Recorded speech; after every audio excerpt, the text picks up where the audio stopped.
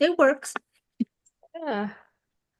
The content of this meeting is being sent to YouTube. Okay.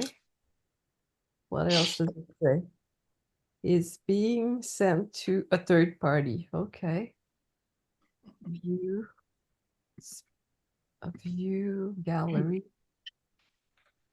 Hey, Donna, Karen, Kelly, Francine, Shelly. We're gonna need new people. We're gonna meet new people. Edward and OIG. It's almost like OMG. Oh my God. OIG. Oh, I God. Oh, Hey, I Hey guys, we might just have to might have to get everybody just to mute for now. Okay, we're going to be going live here in just a few Shelly, minutes. we're gonna need Okay, new. so if We're I can gonna just meet get new everybody people. just to Edward be and OIG. It's just to almost mute. like OMG. Oh my God. Okay, OIG. I'm just going to get things set up my here. God. We might just have to might have to get everybody. There we go. Okay, I was getting some feedback there. So hello everybody. This is for everyone on YouTube as well too.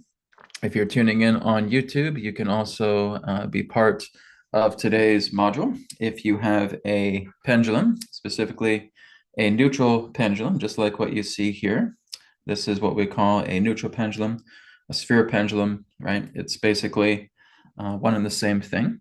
So for those of you who are watching this live on YouTube, who want to follow along, just use that pendulum. Otherwise, what I'd suggest is just joining us on the Zoom chat, and I'll be putting that link up here in just a minute. We're going to be getting started here in about a minute or two. We're just waiting for other people to file in, and some people are filing in now. And I'll just put the link up. Okay.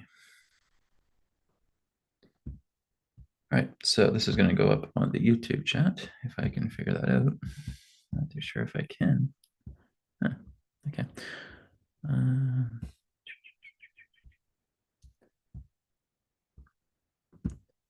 No description. Okay, it doesn't look like I'm able to even access the YouTube chat. That's kind of weird.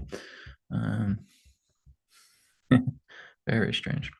Let me see here.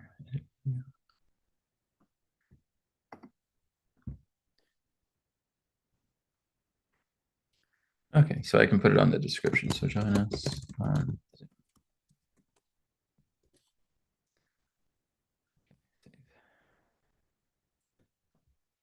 Okay, so everybody that's tuning in right now on YouTube, if you want to just refresh your browser,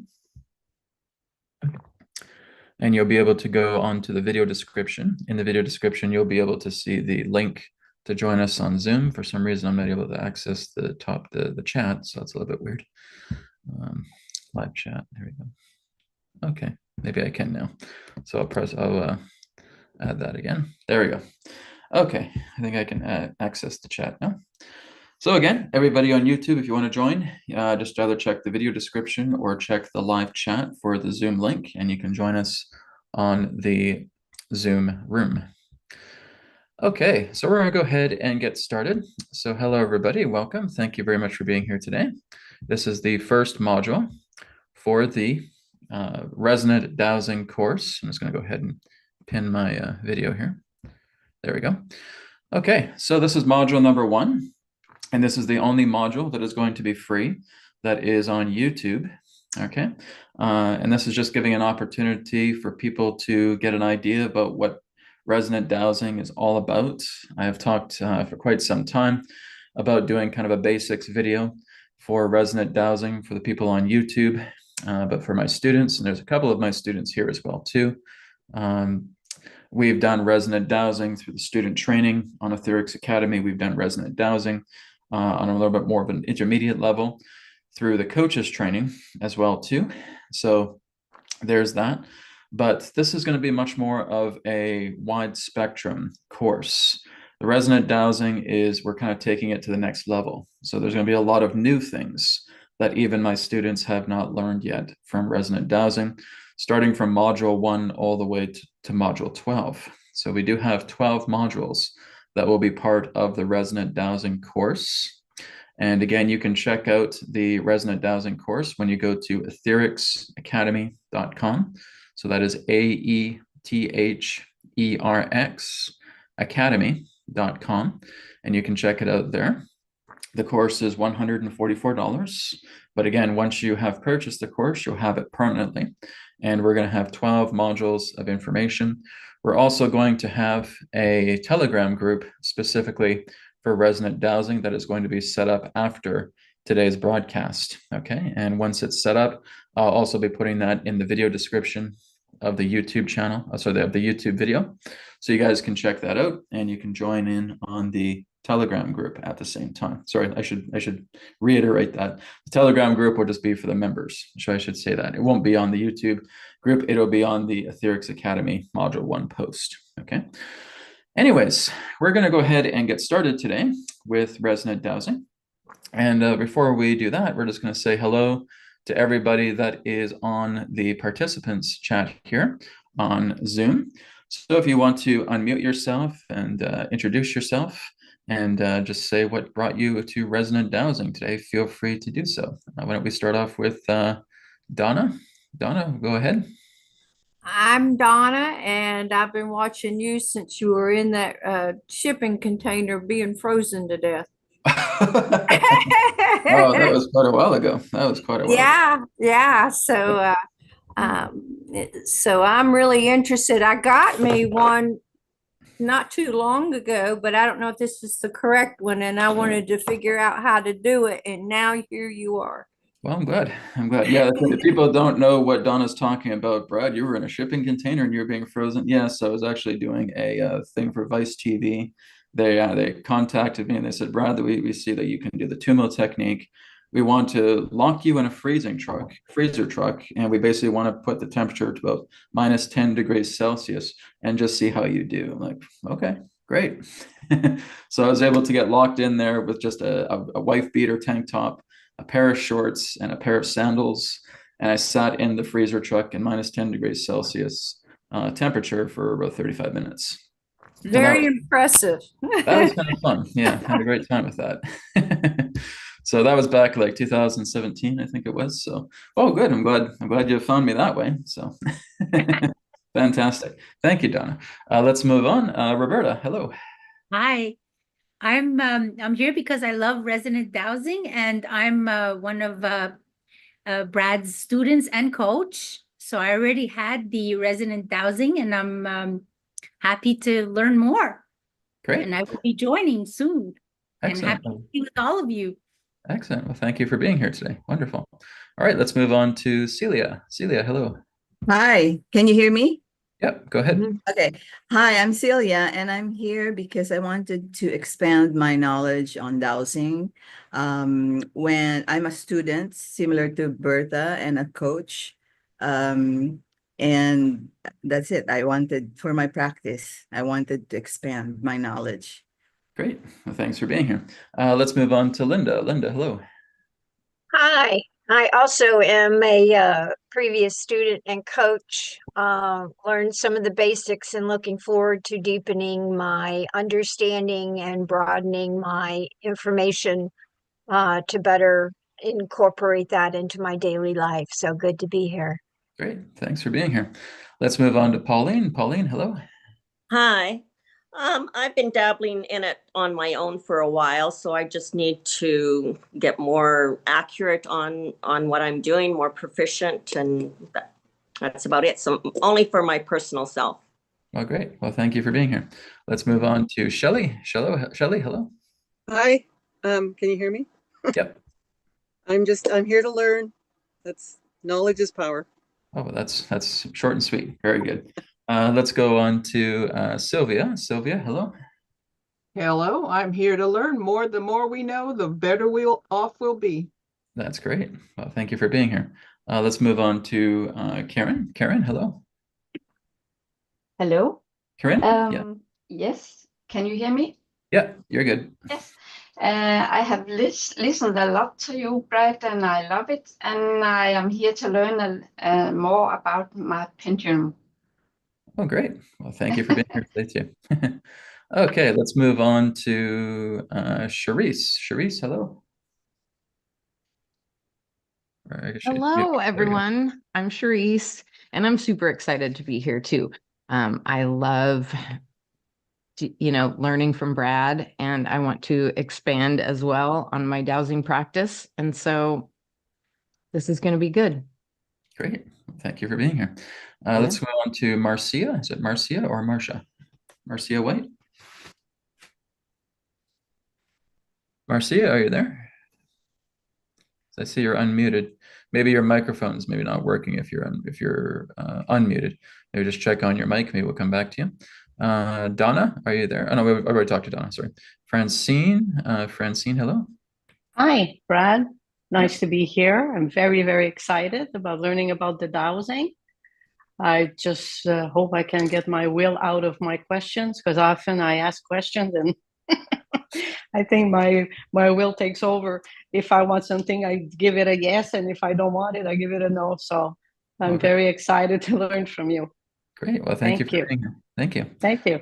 Donna, let's go to Donna. Donna, hello. Yeah, if you guys are able to unmute your microphone. You already got me. There we go. Okay. I already got you. Okay, great. I'm seeing just people going down to the bottom of the list, so I'm not too sure if I'm getting people just with the same name. So anybody else who I haven't called, if you want to just unmute yourself and just say hello. Hello, my name is Madeline, and I'm also part of Brad's academy, and I'm looking forward to learning new modality with the pendulum. Great. Great. Well, thank you. So I'll say hello to Oi. I'll say hello to Peter. I'll say hello to Marcia. Jerry, I think, was on here for a minute ago. Oh, Jerry, there you are. You're there now. Hi, guys. Yeah. All right. Well, everybody, thank you so much for being here. We have a really good class here today. We got 18 of us all together, so it's wonderful. And again, hello to everybody on YouTube. Hope you're enjoying everything that will be shared here today. Again, I'm not too sure if the chat's working properly. It's acting a little bit weird. It's acting a bit funky today. So hopefully you guys are able to use the chat. If not, you can just post some comments on the YouTube video. I'm just not too sure why it's not working too well there, but at least you can see us on YouTube. Okay, so we're gonna go ahead and get started with today's module 1. Okay, so I'm just gonna go back and put myself back onto presenter mode, speaker mode here. Okay, and pop the pin back on. There we go. Okay, so we're gonna get started. So what you're gonna learn here in module number 1 is really just the basics. Now, this is really where everything counts. The most important information pertaining to resonant dowsing is going to be found here in module number 1. Now, like I said, after today's broadcast, I will have the Telegram group created, and that will be up on the curriculum for those of you who have already enrolled with the AetherX Academy under the Resonant Dowsing. You'll be able to go on to module 1 and you'll be able to find the Telegram group link there. So we're going to have some coaches that will be there as well too, because they're experienced. They've worked with the student training, they've worked with the coaches training, so they're quite experienced to helping you with resonant dowsing. So that will be available to you in case I'm not there, which may happen because I'm getting super busy. But I have 2 different pendulums. They're both neutral pendulums, but I'm going to really be demonstrating mostly with this one today. But if you also have one like this is also fine. This is another one that I've recommended that you can find quite commonly on somewhere like Amazon or Etsy, right? They have ones where it's just a sphere. It's a quartz crystal sphere, and it has like a little point on it. That's completely fine as well. There's another one I have not brought with me. It looks kind of like a chrome pendulum as well too. Okay, so that works fine. If it's made out of metal, that's fine. This one here is an acrylic pendulum. Okay, this is also a neutral pendulum. It does not have a point at the bottom. It does not need one. But if you do have one, it's okay. It's totally okay to use. So I'm just going to go over some of the type of materials that you can use relating to a pendulum. Okay. Usually what I would suggest are the best ones I would suggest would be a acrylic one or a metal one, maybe one like made out of brass or any other particular type of metal. If you do use a crystal one, just quartz crystal only, okay? So do not use amethyst, do not use any other particular type of crystal, just working with quartz, okay? Quartz is kind of like the borderline pendulum, okay? It's an okay pendulum, it'll do the job, but that's not usually the one I'd recommend for the long term. The one I'd recommend for the long term is, again, maybe one made out of brass or one made out of acrylic, okay? And those will help you a lot too. Just because of the material, right? We're trying to keep the material a bit neutral. Thing is, with other particular type of crystals, is that they have their own vibrational parameters. The good thing about quartz is more universal, so it's more acceptable. But like I said, it's an acceptable one. It's one that will do the job. But like I said, it's not my highest recommended pendulum. Look into brass, look into metal, look into acrylic. Okay, those are the ones that you want to look into. Another thing that we do not want, that some students in the past have shared with me, say, oh, Brad, I got my pendulum. And it basically may be, for example, a crystal one that has rivets, okay, that basically has edges. We don't want that, okay? When we have a neutral pendulum, we want something that's smooth. Now, does it always have to be spherical? It doesn't have to be spherical. I recommend spherical, but it can also be kind of like the shape of a reverse teardrop, kind of like a cone, okay? You can also have those as long as everything is smooth, okay? There's no edges, there's no facets, there's no ridges, okay? The reason why that is not good is because if we have anything that represents a ridge or a facet or an edge to it, that can actually interrupt the flow of energy that is attempting to be read through resonant dowsing. So we want to make sure that we're not using anything that has an edge, that has a facet, that has a ridge to it, okay? So those might be good for other things, but not for what you're doing with resonant dowsing. Now, looking into resonant dowsing, what is it? Why is it called resonant dowsing? Well, this is a combination of different techniques that I've worked with over the years. I've started working with dowsing itself, going back to the first time, I think, was back in 2009. And then I started exploring it a lot more in 2010 and in 2011 onward. And a lot of my background actually came with mental dowsing, right? And then I started looking a little bit more into radiesthesia, right? And started exploring that, and basically starting to look into different modalities of pendulum work that involved much more of the intuitive or vibrational nature of resonant dowsing. So this is very, very different from other particular type of dowsing practices you may have heard of. Some people in that sense are very big into mental dowsing. There's nothing wrong with mental dowsing. Mental dowsing has its own niche in that way. That's the background that I came from. But again, I'm looking much more into the radiesthesia version of it. There's quite a lot of radiesthesia tools and information online. I've also talked to people who are radiesthesists. We're not looking into the rods. We're not doing any dowsing rods in this course, okay? That's a different phenomenon. We're basically looking through the phenomena of the pendulum, okay? So we're really working with the pendulum. If you are skilled with resonant resonant rods or dowsing rods, great. But we're just not going to be covering that in this particular course. It really is focusing on two different types of pendulums. Number one being the neutral pendulum, and number two being the universal pendulum, okay? Now, the universal pendulum was originally founded by an individual known as Abraham Karim, and he is the founder of biogeometry. I also have a background in biogeometry, but I don't teach any of their stuff, right? We teach similar stuff, but I don't teach their stuff. But I've looked into biogeometry, and they also work, basically a lot of their dowsing practices is based on radiesthesia. And radiesthesia is much more universal in nature, okay?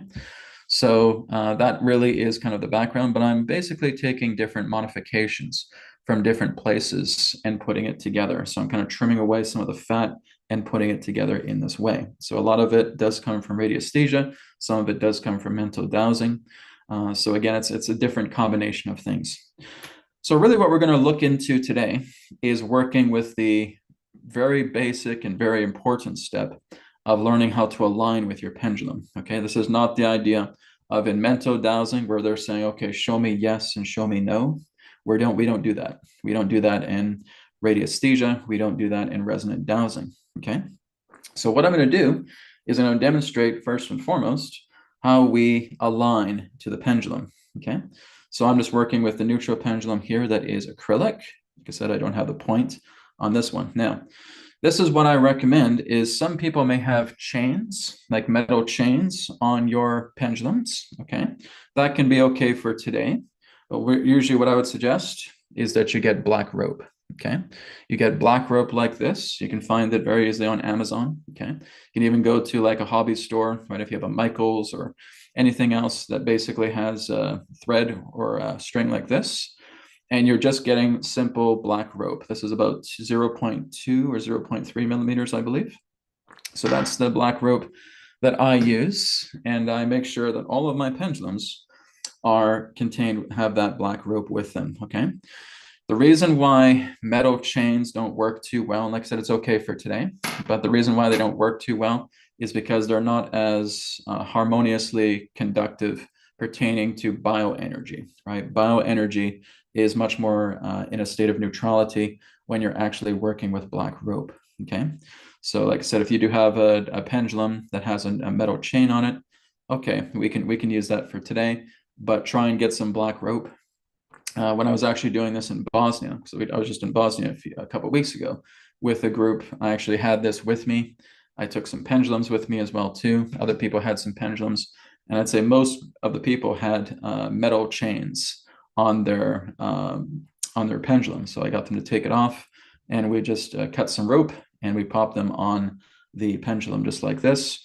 And this works the most efficiently. Like I said, this is just kind of keeping a good neutral level to the feedback that you're going to get pertaining to resonant dowsing. So this is why we use the black rope. It just has a much more of a pliable nature to it as we're working with dowsing. So you also see that there is a loop that I tie to my index finger. Okay, so if you don't have a loop, that's okay. What we really want to do is just tuck the rope in just like this. Okay, so I'm going to do my best just to kind of give you guys different angles so you can see exactly how the rope is tucked into the hand. Okay, so the reason why we're tucking the rope in is if we have it sticking out the crack of our fingers or out the back of our hand in that way, that might interfere with the reading. Okay, so we want to make sure that the rope is nicely snug and tucked in to the hand. And we're really just keeping our thumb and index finger right at the edge of the neutral pendulum, right at the edge of the base. Okay, so it's not out like this or like this. It is tucked in right to the edge, as close to the edge as you can get. So maybe they're showing to be about 1 or 2 millimeters gap in between the rope and between the base of the neutral pendulum.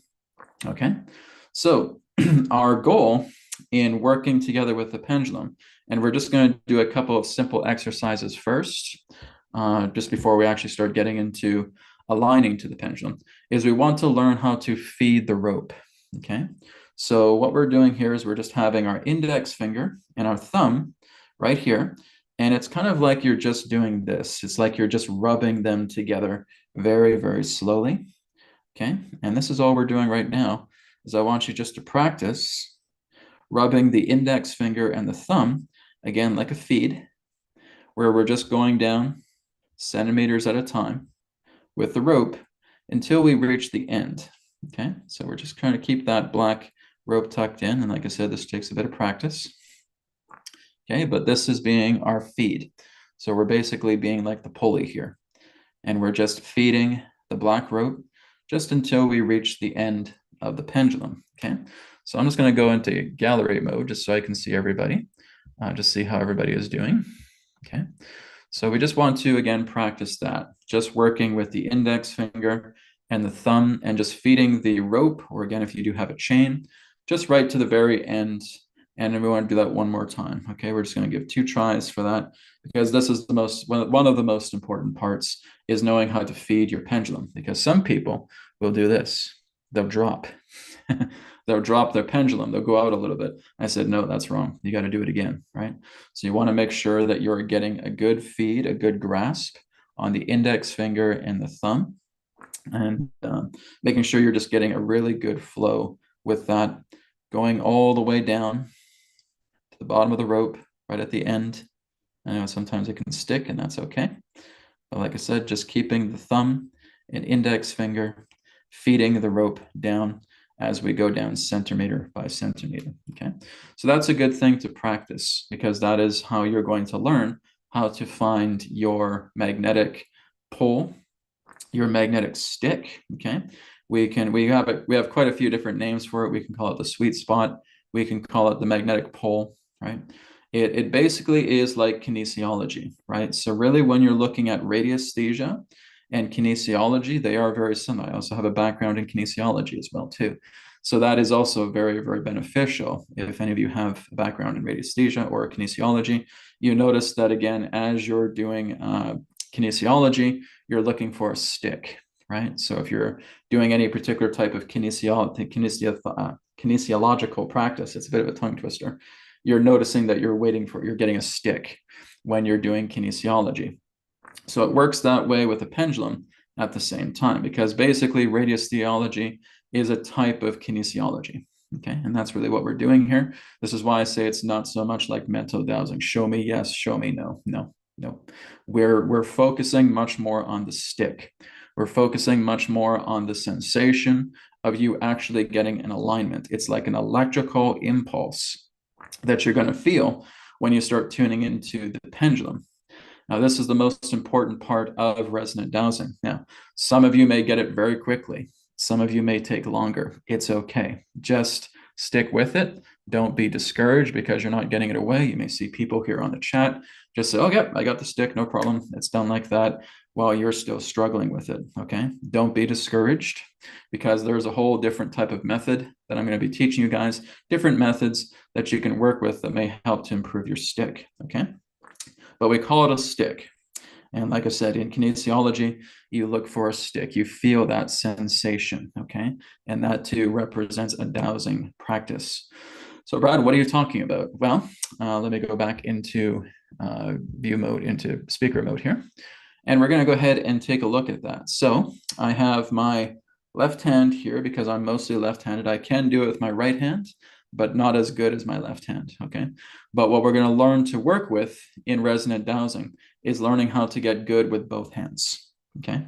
So I'm using my left hand right now mostly for demonstration, but at times I'll put my right hand out and I'll start working with it as well too.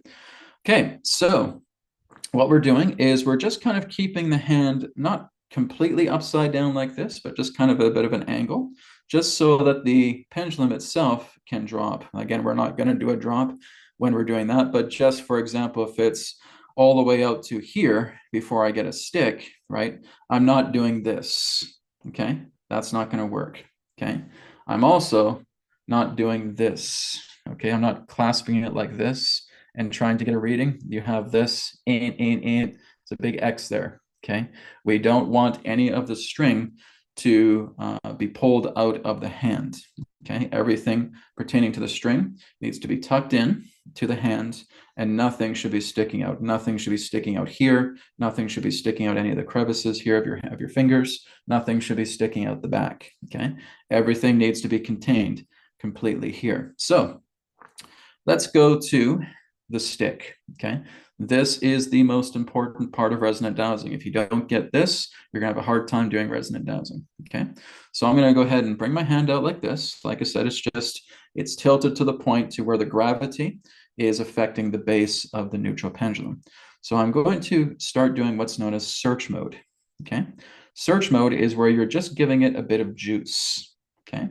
And the goal is just to have it going back and forth, okay? So it's moving together in a vertical alignment. It's not spinning yet, okay?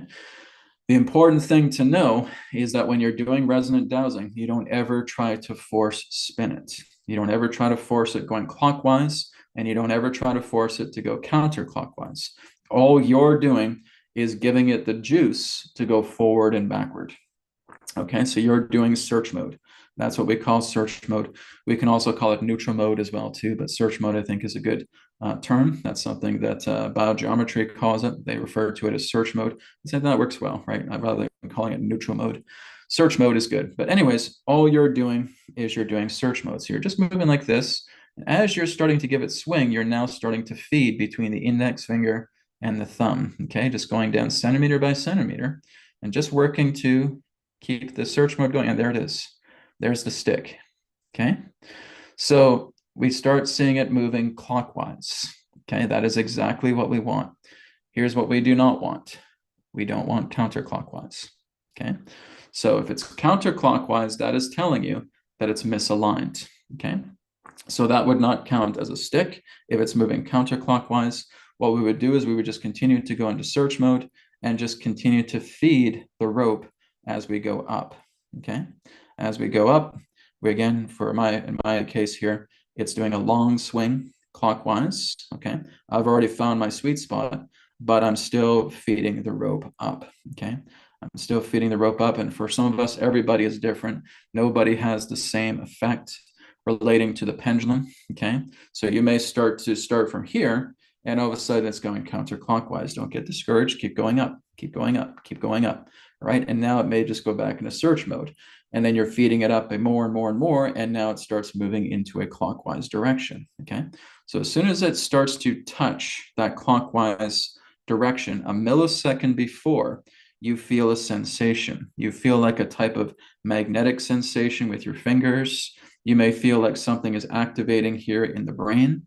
You may feel like a jolt is happening in your body, and that is a kinesthetic response. Okay, and that's what we're really looking for. It's great that you got the clockwise rotation, right? If you got the clockwise rotation, that's good. That's a passing grade, but that's kind of like a 50% pass. Okay, which means, okay, it's good that you got the clockwise stick. Did you feel the magnetic sensation? Did you feel the jolt? Did you feel the impulse coming through your body? Not yet. Okay, that's what I want you to continue to work on. It's good that you got the clockwise rotation. You got the 50% pass. Like I said, that's the bare minimum, but we want to make sure that we're getting the stick. Okay, so that's what we got to just keep practicing with. And like I said, you just keep working with either your left or your right hand. And you want to basically go all the way up. So even after I get my stick, okay, that's good. I'm going to notate that I did get the stick. I could feel the magnetic sensation, or I just get the clockwise rotation if I'm about 10% up the rope. Okay, great. So now that I've done that, I want to continue to feed up the rope. So I'm going to go back to the starting point right here, and I'm just going to feed the rope as I go into search mode.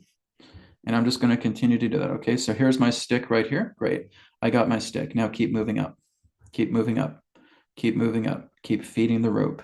Keep feeding the rope. And just be aware, just observe how the pendulum reacts as you continue to feed the rope all the way up. Okay. The reason why we're doing this is because we're testing the sine wave of the pendulum. So again, I can see how it's slowing down a bit. Okay. Looks like it's getting ready to slowly go back into search mode, to which it's doing. Okay, this rope here, and this is the reason why we use rope, because rope is the most efficient to use in resonant dowsing, being used as a sine wave. Okay, so it's like having that little box where you have the sine wave and you get like the little blips. Okay, this could also be like a radio band. Okay, you're tuning the radio dial as you're moving up the rope until you get that stick. Okay, so you get that magnetic sensation, you get that stick, you get that sweet spot. Okay, and it's just that little sweet spot where you just feel, okay, I can feel a little magnetic twitch in between my fingers. Perfect, that's what we're looking for. I can feel like a little twitch happened inside my brain here when I was tuning in and got that clockwise rotation. Perfect, that's exactly what we're looking for. Okay, I could feel it in my arm, I could feel it in my body, I can feel it in my foot. Okay, if anywhere within your body you're getting a twitch, you're getting a jolt, you're getting some particular type of noticeable, subtle sensation, that is the confirmation that you have successfully tuned in to your wavelength. Okay, so you've tuned into the wavelength, you've tuned into the point of your stick, you've tuned into your radio station. Okay, because this is the band. This is like looking at the AM and FM band, and you're just going through the band and you just find that stick. Here's your station. Okay, so I tuned into my station. Very good. That is where I get my stick. Okay, so this is, like I said, will take practice. Some people will get this very quickly. Some people may take more time. If it takes more time, that's okay. Just continue to work with it. Okay, so for everybody in the group, if you were able to do this, and if you were already able to find the stick, just go ahead and raise your hand. Did everybody find the stick? As they did, they get the clockwise directions. You just raise your hand if you're able to get it. Okay, we have 1 person, 2 people, 3 people, 4 people. Okay, and Pauline raised her hand. Okay, very good. Okay, so far we got about 4 people that have already found the stick, and some of them are my students. So like I said, this will take some time, my friends. Some people, if you get it, this is the first time you're doing it, and you get it that quick, you are very talented. Okay, there's no doubt about that. If you're taking a little bit more time, hey guys, it's normal, right? It's completely natural to do that. Like I said, you're going to have coaches. They're going to help you through the Telegram group as well too. I'd also encourage them to basically have a little video session with you as well too. And just being able to say, okay, just find the stick, just get the stick down, okay? Now, with some people, they may notice that, well, Brad, I'm just trying to do this with my left hand, and I'm just not getting the clockwise rotation. I'm just getting counterclockwise, and I'm going all the way up to the rope, and all I get is counterclockwise. What do? Switch hands, okay? So you would go from the left to the right, and then you would test it as well too, okay? Now, one of the most important things as well that I forgot to mention when we're doing resonant dowsing prior to, we want to do some breath work, okay? So you also want to be aware of any particular type of energetic jewelry that you may be wearing. If you're wearing like a necklace, if you're wearing a pendant, you're wearing a bracelet that basically has any particular type of charge to it, be sure to take it off. If you have a watch on, make sure you take it off. Okay, so you want to make sure that nothing that basically has an EMF field is jeopardizing your reading. Okay, so if I have bracelets on, if I have a pendant on, if I have anything of that nature, if I have a ring on that maybe it's charged or something of that nature, they all contain these particular EMF fields, the ones that are charged, I mean, right? And we're just taking those off and we're putting those aside. Okay, so we should have bare hands. We should have bare wrists. If you just have like a wedding ring and you haven't put any charge in it, you should be fine, okay? But if you have like anything that's like a 0-point energy bracelet, if you have anything that's from AetherX, right? For example, like a bracelet or anything like that, just take it off because we want to make sure that nothing is interfering with our reading, okay? So this is basically what we call just neutralizing ourselves and neutralizing our environment. If there's a big, I don't know if you guys have like a giant pyramid in front of you or anything like that. I don't think so, but just making sure you're having environment clear, okay? So basically have about 6 feet of space with you that doesn't have anything that generates an EMF field, okay? So that goes for like radios, stereos, TVs, anything of that nature. We're just trying to keep a clean space so that we can accurately get a reading. Okay, so that's step number 1. Make sure you're neutralizing yourself and your local space. Okay, step number 2 is heart rate variability breathing. Okay, so this is where we start doing 4 seconds in as we breathe in, 4 and 6 seconds out as we breathe out through the nose. Okay, it's all nose breathing. And I want you just to do that several times as well. Okay, so thanks, Pauline. I'll go ahead and lower your hand there. So we want to, again, start to neutralize ourselves. If we're stressed, stressed is an energetic. If we're tense, tense is an energetic. Okay, if we're polarized, if we're in an extreme in any particular way, that's an energetic. And the key to resonant dowsing is being very, very calm. Okay, so you may feel, oh, I'm getting so frustrated and tense with this. Well, that's probably why you're not getting a stick. Okay, so you want to make sure that neutrality is the key. This is why we do heart rate variability. Okay, so the first idea is heart rate variability. After doing HRV, Om chanting. Okay, if I can feel the tension within myself, I'm just closing my eyes and going, Om.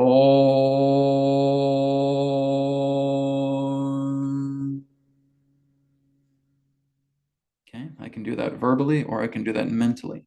Okay, and I'm Om chanting into the tension. I'm Om chanting into the frustration. So I'll do a few rounds of HRV. If it still remains, I'm Om chanting into it. Okay, after Om chanting, I'm checking in. How am I feeling? Oh, that feels a lot better. I feel just light as air. A third option is tensing all of your muscles in your body and then releasing. Tensing all the muscles in your body and releasing. Okay, some people don't even know that they're under stress. Like, I'm fine, I'm completely calm. Right? That's a little bit exaggerated, but nonetheless, people just don't realize that they're stressed. So this is another thing. Okay, well, if you don't know you're tense up all your muscles as much as you can. Hold it for 3, 2, 1, release. That feels better. Okay, so does that feel like it inside? Is that what you're feeling? It feels like a tense muscle, right? And we need to relax it. That's why we're doing HRV. That's why we're doing the Om chanting, okay? Just to relax everything. We got everything off of ourselves. It's not interfering with the reading, okay? So again, test with your dominant hand first, okay? So if you write with your right hand, that's what you start off with first. it's not always your dominant hand that is your dowsing hand, okay? For example, my partner, Brienne, that's what she thought because she's right-handed, but she's actually a left-handed dowser. Her dominant hand is her right hand. I said, it's not working. You got to use your left hand. And she uses her left hand and she gets the stick. Okay. It's not always your dominant hand. A lot of teachers will say that. So, it's your dominant hand. No, it's not. It's not always that way. Okay. Sometimes yes, sometimes not. Okay. For me, my left hand is my dominant hand and it works for me. For my partner, her right hand is her dominant hand, but she has to use the other. Okay. So this is why we're testing firstly with the dominant hand, right? We're going to do ourselves a favor. We'll test with the dominant hand. If we're not getting a stick, we also have to kind of reassert exactly how we're doing it, right? A lot of people are impatient with the rope. They're just kind of like, okay, fine, I'm doing. You're going way too fast. You're going way too fast, okay? Centimeter by centimeter, not inch by inch, okay? So we're basically just starting to move it centimeter by centimeter, okay? We're not doing this. Oh, okay, I'm doing this and I didn't get anything. Well, you're not really giving yourself the chance to get a stick if you're moving up too fast, okay? So slow down first and make sure you're doing it just centimeter by centimeter and not inch by inch, right? So again, I'm just doing search mode here and I'm just moving centimeter by centimeter down. And the key is that you want to feed it juice, okay? And there's the stick, there's the magnetic sensation, okay? It's because I've been doing this for years. I know what that stick feels like. But the whole idea here is that you're feeding it juice, because what some people will do is it'll just hang there and then they'll start going down the rope. You can't just let it hang there. You don't have any juice, okay? You got to give it juice. All you're doing is you're giving it a light shove forward so that it's staying in search mode, okay? This is mandatory. This is wrong, okay? Because you're not giving the pendulum any juice at all. You got to give it juice. You got to keep it in search mode. It should stay in search mode, up and down, up and down, up and down. If it stops, give it some more juice, right? So I want you guys just to do that. I'm just going to be watching the audience here, okay? So I want you just to pick up your pendulum. And again, just starting to slowly feed and just being aware as you're going down centimeter and centimeter, looking for that stick. Okay, we're going to go into comments and feedback here in just a minute or two. I just want to see how everybody's doing. So just make sure you're holding your neutral pendulum. Try to keep it in the center of your camera, okay? I'm not worried about your face. I want to see your hand. I want to see your hand and I want to see your pendulum. So please try and keep it in the center of the view of your camera, okay? So Francine, more to the center, please, okay? So let's make sure we get everybody here in the center. Good. Okay, Charisse, everybody who's on here, your video should be on, okay? If you're on here, please make sure your video is on. I have to see you, okay? So Sylvia, Peter, Lorna, please have your video on, okay? If you don't have your video on, you shouldn't be here. Please make sure your video is on, okay? Okay, so Francine, very good. Glad to see that's working well. Okay, and Donna, okay, yeah. Does that have edges to it? That pendulum of yours, Donna?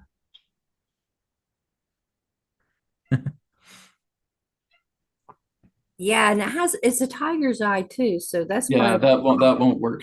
Yeah, that's not going to be a neutral pendulum. Okay, so we basically have to make sure that we don't have any rivets. I'm not too sure if you were here when I made the yeah, announcement. I was, but this Okay. is all I've got. So now I Yeah, know so what to get. basically what I'd suggest is just learn from what you're doing today, but try and get a neutral pendulum. Try to get one that's spherical. If it's not spherical, you can get one that kind of looks like. But Kat wants to join you, Francine. Just make sure you're getting one that's a cone or a cone shaped and it's smooth. Okay, I'd recommend the sphere, but if all you can get is the one that kind of looks like a cone, just make sure there's no edges, right? Basically I would have to say no, it just won't work. We also want to make sure, like I said, if it's a crystal, the only crystal that's acceptable is quartz. Okay, nothing else. No amethyst, no tiger's eye, no lapis lazuli, no fluorite, no nothing. Okay, quartz only. And like I said, that's the bare minimum. So, but keep working on it, just to observe what you're doing today. Let's go to some other, okay, Kathy. Okay, so you're going pretty long there, Kathy. How's it going? So please make sure, guys, make sure you're giving it juice, okay? So like I said, I see you guys dropping it, but like I said, don't just suspend it, okay? We're not suspending it. We're making sure that we're giving it juice. You want to keep the search mode going, okay? And again, What does that mean, Brad, that I'm going long? What does that mean? Sorry, what's that? What does Well, that I mean? just saw you going long like this, right? Oh, okay. Were you getting a stick? Some of the time, and then I wasn't, so it like dropped too much or Well, that's something. good that you're actually feeling some part of the stick. So you just want to go slower. Just Okay. go slower, centimeter by centimeter. And again, always remembering to give it juice. Like I said, when I say to give it juice, that means just keep it in search mode. Okay. So we want to keep the pendulum moving. This is why some people also get wrong answers with pendulums, is they don't give it juice. They just keep it like this. As okay, well, we're just going to move a tiny little bit. No, wrong, right? Disqualify. That's not how it works. You want to make sure you're giving it a considerable amount of juice. You're giving it a considerable amount of force, because our job is just to give the pendulum momentum, right? A pendulum is all about momentum. If we don't give it momentum, you're going to get crappy readings. Simple as that, right? And I see quite a few professional dowsers. They just keep it like this and they're just expecting a reading. Like, no, you don't do that. That's not good, right? And I see professionals doing that. It's like, don't. That's wrong. Right? You want to make sure you're getting the search mode. You want to make sure you're moving the pendulum, okay? When it starts to move in a clockwise direction, it's doing that intuitively, right? That is the kinesiological response. If it's doing it counterclockwise, that is still a kinesiological response, but it's letting you know, hey, this is out of alignment. You need to keep going up the rope. Okay, so we don't want counterclockwise. We don't want anti-clockwise. Okay, we want clockwise. So it's like you're strapping a little clock right underneath. Okay, is it going to the 3, the 6, the 9, the 12? Is it going to 3, 6, 9, 12? Oh, Brad, it's going 9, 6, 3. Well, that's counterclockwise. That's anti-clockwise. We don't want that. Okay. How do you have this tied around your finger? How is Sorry? this tied around your finger? I just have it as a little loop like this. You basically have to make a few knots. Oh, okay. Tie some knots around there. Like I said, you don't have to have a loop if you don't want to. I find it's Okay. helpful. Okay. But usually what I'll do is with this pendulum, I have the rope double laced like this. Okay. So it has kind of like 2 portions of a rope, and that works just fine because I can also put that around the pinky finger just like that, and then start tucking it in. Okay. That's one thing that I find is very good as well, is just having the rope kind of tucked like this. We're having 2 sides of the rope there. Okay. That works good. And you can tuck that into the pinky finger. So it should always be on the pinky finger. Okay. So it doesn't need to be on any of the other fingers, just on the pinky, the farmost end, because that gives you the most grasp, the most grip pertaining to the pendulum itself. Okay. So we just want to make sure that we're grasping it well. We're making sure that the rope is tucked in. We're right at the edge of the base. And then we just start search moding. Okay. So we're starting to search mode and we're just moving centimeter by centimeter. And there's the stick. Okay. Like I said, I do it because I've done this for years. Okay. So everybody else just needs time. And like I said, that's what it's all about. It's working together with the group. You'll have the Telegram group. You'll have the coaches to help you out, to work with you on it. But that's the key. Like I said, if you're not getting too much success from the first hand, go to the second hand and just start aligning. Half of my classes when I first start to do resonant dowsing is about this. Like I said, I was in Bosnia. I was working with the students. Some students got it because I had a couple of students from my class, right? And I have new people and they were struggling with it. I said, don't worry about struggling, guys. This is like learning how to ride a bike. That's like you're 3 years old again and you're trying to hop on your bike and try to get it right the first time. Extremely rare, okay? Even when I was first doing it, even when I was first learning kinesiology, I was struggling a bit. Took me a little bit of time because I did the kinesiology background first and I started to get the hang of it. And then I could apply that into radiesthesia, into resonant dowsing. Okay, so I started doing kinesiology going back to 2009, right? But it took me a few days before I could really kind of figure out that stick. It's like, oh, okay, I get it now. I see what you're talking about. It's like a stick. What are you talking about? What is this magnetic pole? I don't have any magnets in my hand. What are you talking about? That's where I was coming from, right? And after a few days, I was persistent with it, and I finally got kind of a kinesiological stick, okay? And so working with kinesiology, working with mental dowsing, working with radiesthesia, all of this combines into resonant dowsing, okay? So that's what we're doing. We want to just basically get that stick. So keep working with it, right? Keep trying it out. We are going to go into some demonstrations here in a little bit as well too, but I want you guys just to take some time. I'm going to give you guys maybe about 3 minutes of silence just to continue to work with it. I'm just going to be watching you guys from the background. So I want you just to take that time, take 3 minutes, okay? I'm going to stop talking and I'm just going to watch you guys from the background, okay? So just let's give us 3 minutes for this now.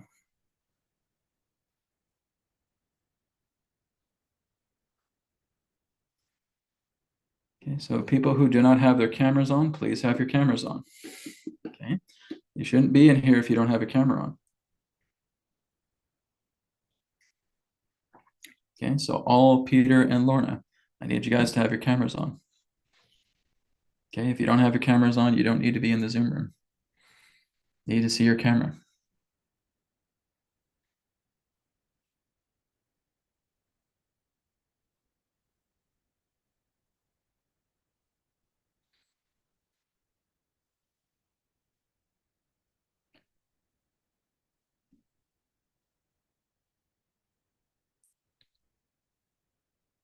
So I'm just watching you guys from behind, so don't worry. Like I said, just do your best to try and keep the pendulum in the center of the camera, okay? Just do your best. Like I said, I don't need to see your face. I just need to see your pendulum. That's the most important part, okay? Give yourself a little bit of room, because if you're putting it like this in here, there's not enough room, okay? Bring it back. So just try and, just like you see me here, just like this little box here in the center, that should be where your hand and your pendulum are, okay? So Francine, move back more. Okay, that's it. More to the center. There you go. Great. Okay. So just like you guys are seeing Francine do it. Okay, so just right in the center. And like I said, just give yourself some space. Very important. All right. Okay. Good. Yeah, you guys are starting to get the hang of it. Roberto, I know you're good. Good. Okay, how are you guys feeling? Are you guys getting a stick? Just raise your hand if you're getting a stick. Okay, 1, 2, 3, 4. I know, Donna, your situation is fine. Madeline, 5, 6. Roberta, Francine, yeah, you're good. Okay, so Marcia, just watching you there. Jerry, you're good. I know you're a student. Marcia, yeah, I know you're good. France, you're good.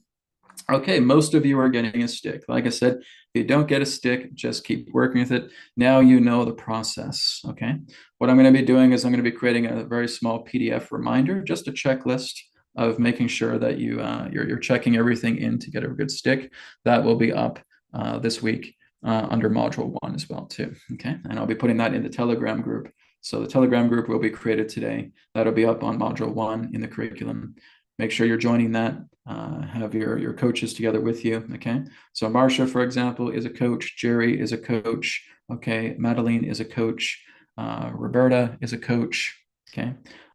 Maybe if there's other coach, Linda's a coach. Yeah, I'm trying to remember everybody that has. Okay, we've got quite a few coaches in here, all right? So again, they will help you out with that. So coaches, just raise your hand. Okay, that's how many coaches we got here on hand, so don't worry. You have plenty of assistance. And for those of you on YouTube who are watching this as well too, who want to explore more of resonant dowsing, like I said, we're going to get much more into it here shortly. But again, you'll be able to have access to coaches who are going to be helping you out tremendously. Okay, all right, very good. Okay, everybody. So like I said, if you haven't got the stick yet, that's okay. Just keep practicing. We are going to move on, okay? The next part that we want to do is we want to basically consciously tune into our own vibrational wavelength. Now that we have been able to discover the stick, we got that magnetic pole, right? You got the sweet spot, as I call it. I usually just call it the sweet spot. But once you get the sweet spot, now we're going to actually align to our own vibrational wavelength, okay? And all we do is we just use our hands, okay? So I bring my pendulum like this, just as I've done before. It's at the edge of the base, and I'm doing search mode. Now, when I'm aligning to my own vibrational wavelength, I'm not actually focusing on the physical hand. The physical hand is actually focused on peripherally, okay? It's like I'm seeing my aura. It's like I'm seeing my vibration just above the skin of my hand, okay? That's what I'm doing. Kind of think of it as like a subtle, soft light, like a subtle, soft light, but you're not imagining it. You're just kind of knowing it's there, okay? And there's a reason why I say that, because here's the thing. If you guys generate thought forms based on experiences you haven't had, you're not going to get anything, Okay, so it's basically, so okay, well, Brad, I could tune into Mars, right? Okay, do you have a photograph of Mars? No, I'm just going to imagine it. Well, you're tuning into a thought form, okay, and that's not going to be legitimate. Rather, what I would suggest is get a picture of Mars, right? Find a NASA space photo of Mars and use that. All right, same thing with the moon, or in that particular way. Or if you've had an astral experience and you've gone to Mars, or if you've had an astral experience and you've gone to other areas of the galaxy, then you have an experience there, okay? So that experience is something that is unique to you, right? We're not conjuring it up through a thought form. Oh yeah, I'm walking on Mars right now and I can see red. So, well, you're not actually doing it. You're just conjuring it as you go. Okay, so that's what we do not do in resonant dowsing. We actually want to have experiential evidence. Okay, and that's a very big, important key phrase. You want experiential evidence pertaining to yourself of what you're going to dowse. You can dowse absolutely anything in the universe as long as you have experiential evidence. Okay, so we're having experiential evidence by doing the following: create a chi ball. Okay, so just create a chi ball here. And I want you to expand it out slowly and then bring it back in. And just almost to where it's touching, but it's not touching.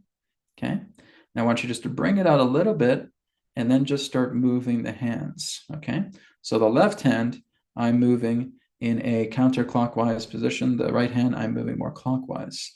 Okay, and then I'm just really tuning into the magnetic sensation in between my fingers, in between my palms, in between both hands. Okay, and I may start to bring it out a little bit more. Okay, and then I'll start to bring it in a little bit more. And I want you just to tune into that magnetic-like sensation. Okay, just even with your eyes closed. I want you just to tune into that magnetism. Okay, that magnetism is your wavelength. Okay, this is experiential evidence. So now we're looking at the experiential evidence of our wavelength altogether. Okay, so I want you to do that just for a few moments and just really get the feel. I want you to tune into that magnetism. As soon as you feel that magnetic pull, that magnetic push, you're bringing it in, you're bringing it out, you're moving it side to side, right? You're feeling that magnetism. That's your wavelength. Okay, so now that I have experience with that, I'm going to see that as that magnetism. Maybe I do see it as kind of a soft light. That's great. If you're working together with that as experiential evidence, you're seeing that magnetism kind of as a soft, hazy white light. Great, you can use that. Okay. And another way is if I'm over here, I'm putting my hand up against the wall, and I'm just taking a minute to focus kind of peripherally in between my middle finger and my ring finger, just in between, and I may start to see a haze come up. Okay, you may start to feel kind of a white or light turquoise haze. You usually want to do it against like a white wall or a lighter colored wall, right? And you're just kind of seeing a bit of a haze coming up. Okay, and that's how we often see our aura. Now, that's basically not really your aura, but that is, again, the effect of you being able to see the subtle energies of magnetism in between your fingers. Okay, that's another way of doing this. So if you want to do the ball, or if you want to put your hand against a white wall or a light colored wall, and you can actually start to see the haze, there's your vibrational wavelength right there. Okay, so that's another thing you can do. I have not taught the students that. Okay, like I said, you're going to be learning new things in resonant dowsing. Ha ha ha. Right. All right, so I have not taught the students that, so that's something very important, because when we were first doing it, I was just getting the students just to focus on their hand peripherally and just feel the energy around it, which is fine, we can do that. But like I said, you want to just be reminded of the experiential evidence. I'm pretty sure almost everybody in this class will start working with a magnetic ball, okay? Doing that as a kid, right? That's very, very common. So that, again, is giving us experiential evidence, putting your hand against the light wall, focusing in between the middle finger and the index finger and seeing that little haze come up. Great. That's a sign, a significator of your vibrational wavelength. Okay. So now that that makes sense, we're going to go ahead and tune into that. Okay. So once again, let's bring the string back in. Let's go to the edge of the base of the neutral pendulum. Okay. Make sure everything's sucked in good. Let's start doing search mode. And again, when we're looking at our hand, we're reminding ourselves of that magnetic sensation. We're reminding ourselves of that magnetic pull, of the aura that we're seeing at the wall. Okay, and that's what we're tuning into. We're tuning into the magnetism. Okay, there it is. Okay, so you're seeing the clockwise rotation there. Now, what we want to do is we want to double reinforce the connection that we have with our vibrational wavelength, which means we turn our hand over and then we turn it back. We turn the hand over and then we turn it back, okay? And if it stays consistent, if it still stays consistent with the clockwise rotation while you're turning your hand, you're in good shape. You're doing well, okay? If it stops, that may indicate that you're not quite tuned into it yet. That means that you're tuned in more to the physical hand, okay? So even though the physical hand is there, it's not our focal point, it's our peripheral point, okay? Our true focus point is the magnetism, okay? It's the magnetism, it's that soft haze of light. It's what we saw against the wall. It's what we saw when we did the magnetic ball, okay? That's our focus. The hand is just the peripheral, okay? And we can test that by just doing this here and here. And we only have to do it once, just here and here, okay? So that's good. And we kind of want to do it softly. If you're doing it too much and you jolt, that can actually cause it to go back into search mode, okay?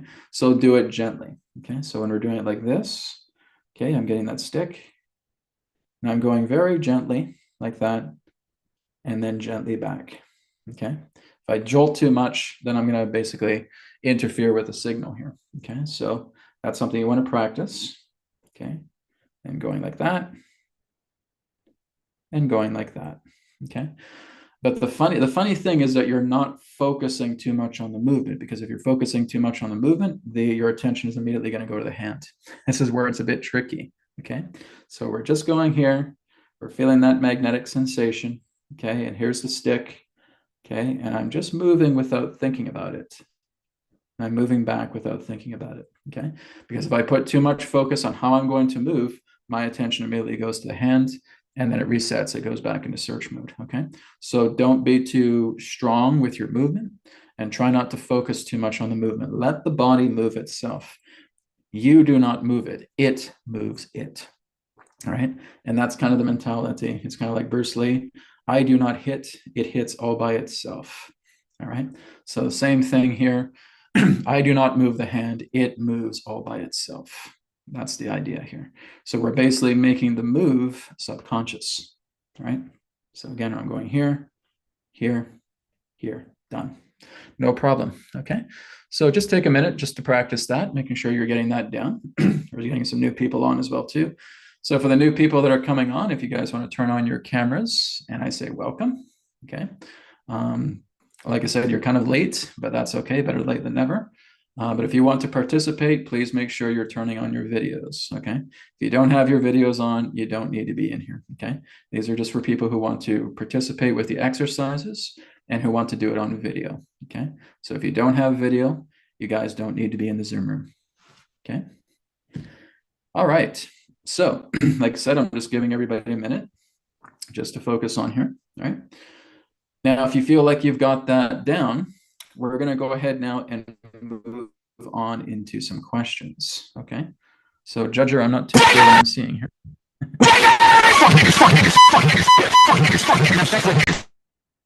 Okay, Judger, I don't know what's going on there. So, anyway, so let's go to any questions that you guys have. Feel free. Any questions that we have? Okay, that's gross. Let's put that off. Let's remove that. Okay, I don't know what that was about. Okay. We get spammers every now and then. So, okay, let's go to questions in regards to, again, tuning into the wavelength or anything else of that nature. Any questions? So Brad, Yep. you mentioned earlier that when you're trying to use, when you're dowsing, you want to make sure that there's no EMF, ELF, electronic gadgets around you.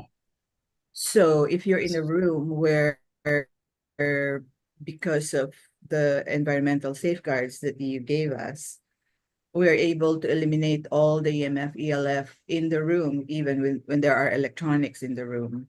Well, just the Will we most still important part, have? like we don't have to be worrying so much about elimination of the EMF and ALF. Like I said, it's just common Not practice elimination, to but make yeah. sure that if we do have any jewelry on us that may be charged, if we have like a necklace that's charged, we're basically just taking that out of the equation. Okay.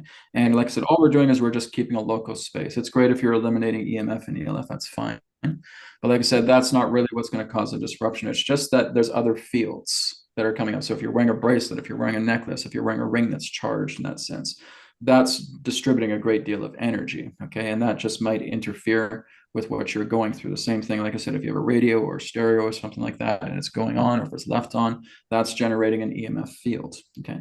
So all we're doing is we're just making space. Okay. So basically keeping about a good 6 feet of space so that nothing like that is here. I mean, I have a laptop, of course, so I'll make an exception to the rule. But basically, that's what we're doing, is we're just doing our best. Most importantly is what's on your person. Okay, so if you have bare arms, bare hands, everything is in good shape. Okay, so very important. We want to make sure that we're So keeping. it's okay if radiate is running inside the room.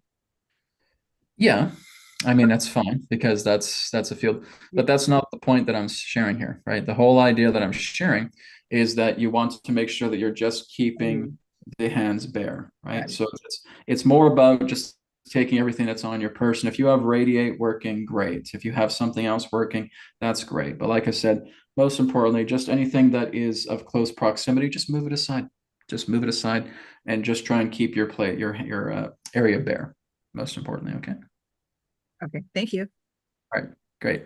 Uh, Anybody else? I Yeah, have Linda. a question. Yes, you had mentioned replacing the chain with a string. What is the length of the string that is recommended? Yeah, usually what I would suggest for this particular example, we have maybe about 1 full foot of chain, so 12 inches. Okay, 12 inches is very good. So I would say maybe keep it between a 12 to 16 inch length of the chain, of the rope itself. 12 to 16 Great. inches is good. Okay. Thank you. Great, no problem.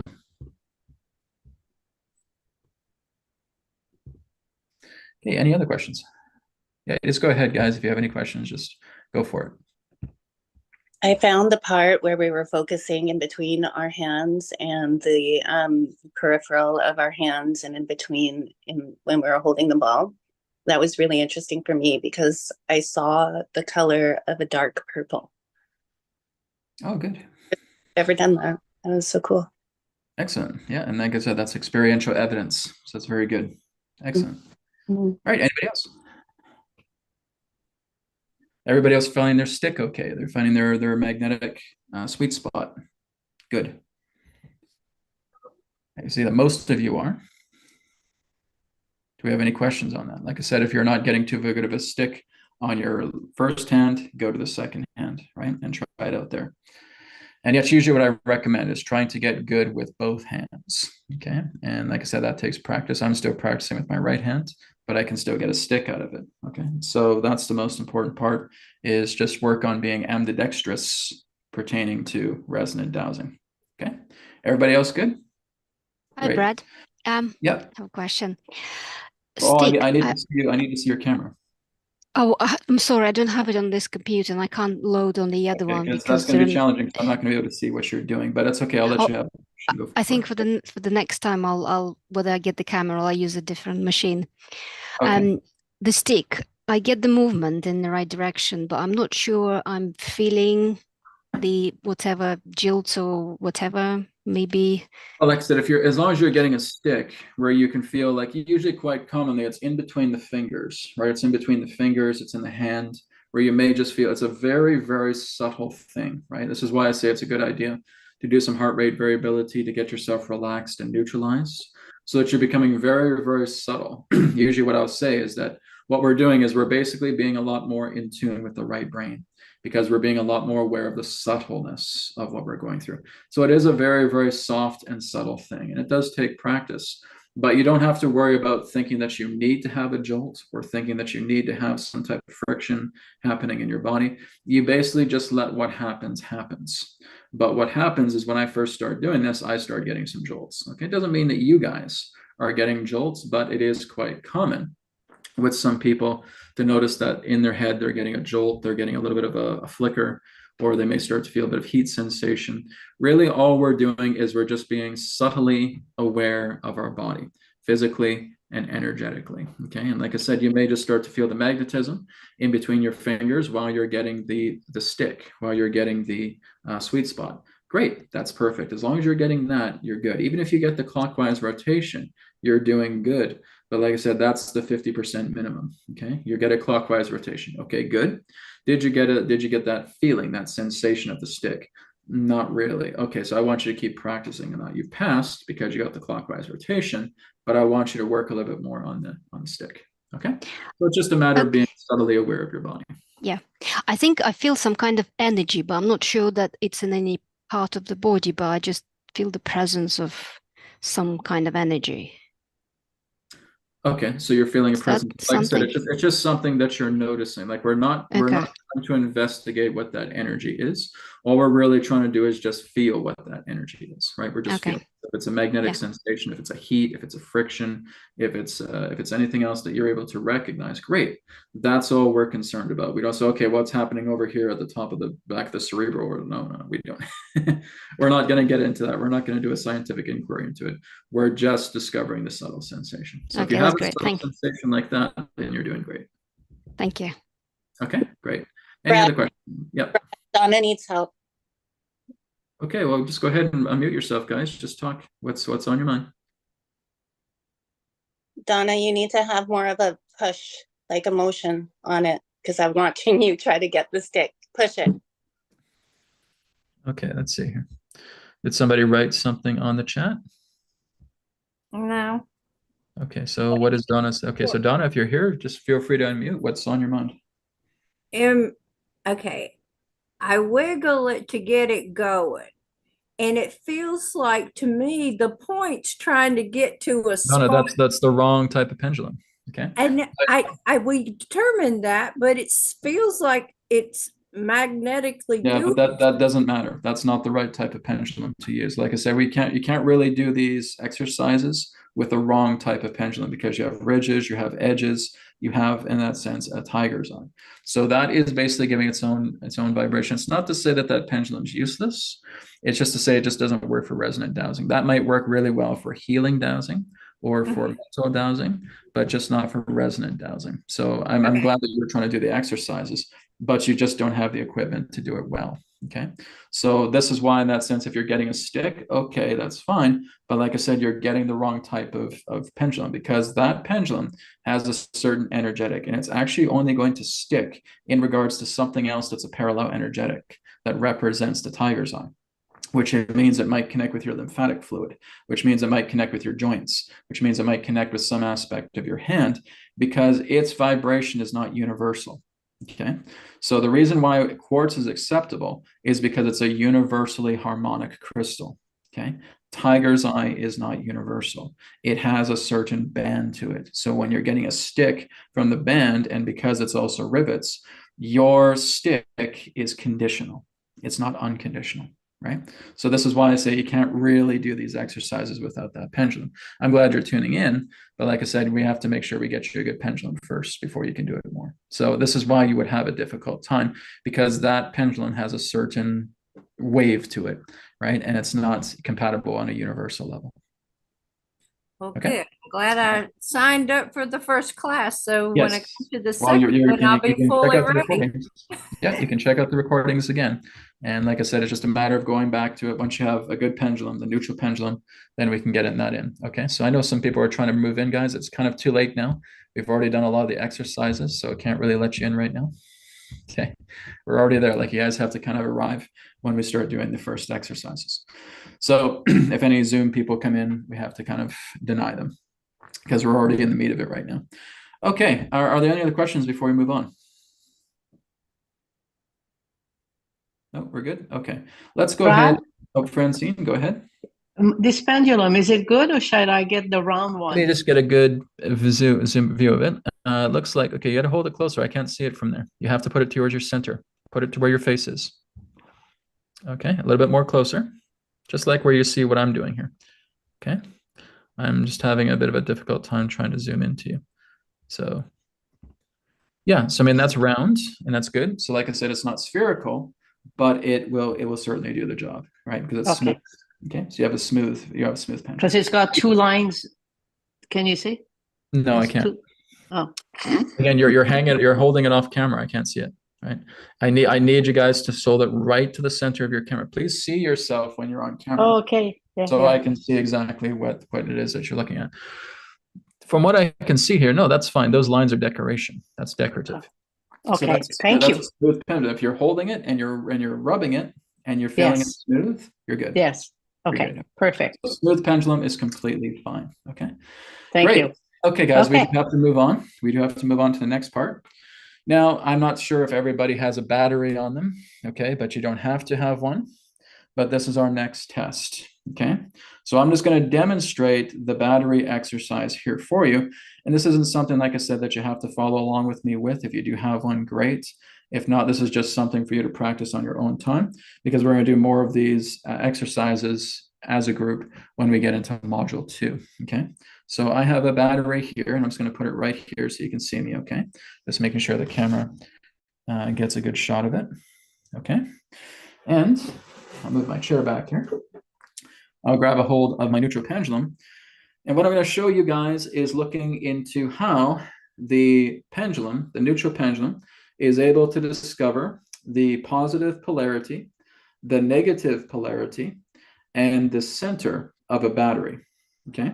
So again, I'm just going back to like what I've instructed all of you to do. Okay. Is you're putting that pendulum here, and again, giving it some juice, right? Again, I'm just detecting the stick. Okay. I don't have to go full out because I'm not actually testing my wavelength. I'm just testing the wavelength of the battery. Okay. So I don't have to do this, anything of that nature, but I'm just getting the stick. Okay. So now that I've got the stick, I'm now going to go ahead and start working with the battery. Okay. So I don't need to tune into its wavelength because that's not the purpose of what I'm doing here. So let me just go ahead and move myself back into speaker mode. Okay. And I'm going to go back and pin myself here. Okay, good. I'm pinned. All right, great. So again, as you can see, the battery is here. It's a simple AA battery.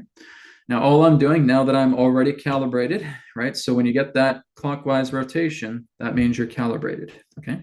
So as you're calibrated, we're going to go right over to the nipple here of the battery. And I'm just going to go over doing search mode. And I want you just to watch to see what happens to the pendulum. Okay, you see that the pendulum is moving clockwise as you go over the positive polarity of the battery. Okay, now I'm going to switch the battery over just like that. So I'm going flat end or the negative side of the battery. And now just being aware of what the pendulum does. Okay, so again, we see it moving in a counterclockwise direction. Okay, so now that I've done the positive side and I've done the negative side, I'm going to go right to the middle. Okay, so I'm going to go right into search mode, and I'm right in the middle, and we see that nothing happens pertaining to a clockwise or anti or counterclockwise rotation. That's because I'm in the center. What you are looking at here is a torus field. Okay, so the battery itself is a torus field. Why? Because it's an object in our physical universe. Every object has a torus field, okay? And we call it a north pole and a south pole, but that's not actually quite accurate. We can call it the idea of the red shift and the blue shift, okay? So red shift pole would represent the nature of the bottom. That would represent the negative end of the battery, hence being the dielectric. Oh, sorry, it's not the magnetic. And then moving up into the north pole of the battery, again, the positive end, which would be in essence the dielectric. Okay, so we would have the dielectric at the top representing the blue shift, and when we have the red shift on the bottom representing the red shift. Okay, red shift is magnetic. If you guys don't know what I'm talking about, what I would suggest you guys look into is ferrocell videos. Okay, and I believe the way to spell that, I think it's F-E-R-R-O, or if it's F-E-R-R-E-L, something like that, ferrofluid or ferrocells. Okay, there are people that create them. And what they do is they just create a type of ferrofluid. They put it on a piece of plexiglass. They take another piece of plexiglass, they put it over it, and then they tape it and then they'll put like LED lights, like LED strip lights around it. Then they'll take a magnet, like a neodymium magnet, they'll put it down on the ferrocell, and you'll actually see sacred geometry. You'll actually see something like a toroidal field. You'll see this beautiful geometry that comes about. It's a beautiful thing to see. And it's actually teaching us about the true nature of magnetism. Okay. There's a fellow by the name of Ken Wheeler. Okay. Theoria Apotheosis. That's his YouTube channel. Okay. And he is the only person in human history to accurately define magnetism. So that's wonderful. I've talked to the guy. He's great. He's an acquired taste though, but anyways, that's where I'm coming from looking at the battery here. So the battery has a torus field. Everything has a torus field. Okay. Everything is basically hyperturcoid. Okay. The hyperboloid, which represents the hourglass, and then the donut that represents the torus field, because they are negative images of each other. And when we're looking at the two poles, we have blue shift and red shift. So blue shift mostly around the north, and red shift mostly around the south, quite commonly in what we see as convenience. Okay, so again, when you're going around here, and again, you see the counterclockwise spin. There we go. There's the magnetic pole of the negative. And then I'm just going to the center, and I see how that's going back into search mode. Then I'm moving over to the positive, and I'm seeing again how that is going clockwise. Okay, so that is a simple battery test. Now you can do this with any type of battery, with the exception of a 9 volt, because a 9 volt is calibrated differently. Okay, so if you have a double A, a triple A, a C, or a D battery, something of that nature, you can try this little exercise. Okay, because this is teaching about the nature of polarities. Okay, so that is the battery exercise. Now we're going to do something similar, but we're not looking at a battery. We're just looking at a pin. Okay, I'm going to take the lid off. Okay, and I'm just going to put the pin on the ground here like this. So now that we've tested a battery, would you say that I would get the very same response from a simple object that is not based on battery mechanics? Well, let's go ahead and see. Okay, I'm going to start off here at the tip of the pen. And I see how that is giving me the counterclockwise negative polarity. Okay, and I'm going to go forward, just keeping it in search mode, going to the center, right to the center of the pen, and I see how that's staying in search mode. I'm going off to the right, right at the edge, and I see how that is the positive end. Okay, so this is telling you that any particular object contains two poles. Okay, red shift, blue shift, negative, positive, north, south. Okay, and I'll even put the pen aside, and I'll take my AetherX thermos right here. Okay, and I'm just going to go up like this and down from here. So I'm going to use it at this level here. So I'll go at the very top of the thermos, and there's the positive end. Okay, I'm going to go right down to the center. There's search mode. And I'm going to go right down to the bottom, and there's a negative. Okay, every object, including yourself, contains a positive and negative and a center point. Okay, so that's what you're going to discover through resonant dowsing, is that it's confirming that there is a pole for everything. Every object that exists basically is containing that magnetic field that enables it to exist in this reality, which means if we did not have that magnetic field, you would not be able to detect that object. Okay, this is exactly what happens with black holes. It's exactly what happens when stars basically lose their magnetic charge. What happens is they go through a state of dielectric discharge. Everything pertaining to their magnetism is absorbed back into the dielectric, and it's like you're looking at a void in space, okay? Because it has lost its magnitude. And now it's basically a dielectric singularity, and that's what you're seeing. All of its magnitude has been destroyed. Okay, all of its magnitude has been absorbed back into the dielectric, which means a very common law that we have, which is under what's known as the law of conservation, where it says energy cannot be destroyed or created, it can only be transformed. That is a lie. Okay, energy itself can be destroyed and it can be created, because energy as we know it is commonly magnetic. And magnetism itself can be absorbed back into dielectricity based upon a high voltage charge. Okay, so I'm giving you something a little bit longer. This isn't necessary to know of resonant dowsing. This is more of a food for thought impression. Okay, so if I basically was able somehow to put a very strong voltage against this and charge it up to the point where all of the magnetism discharge back into the dielectric, I'd basically be holding a void right here. I couldn't even really hold it. It would be completely gone. Why? Because energy gets destroyed. It does get destroyed. It basically, I would say, even it would get absorbed back into the dielectric. Okay, so that's the idea. So the whole idea that the law of conservation needs an upgrade. Okay, even if you talk to electricians who are working with generators or they're working with power supplies in that way, they will tell you that they will confirm that energy does indeed get destroyed. Okay, so that's a myth. This is why I say our science needs to be rewritten, because what we think are the solid facts are not. That's why they call these things laws, but much more they're theories.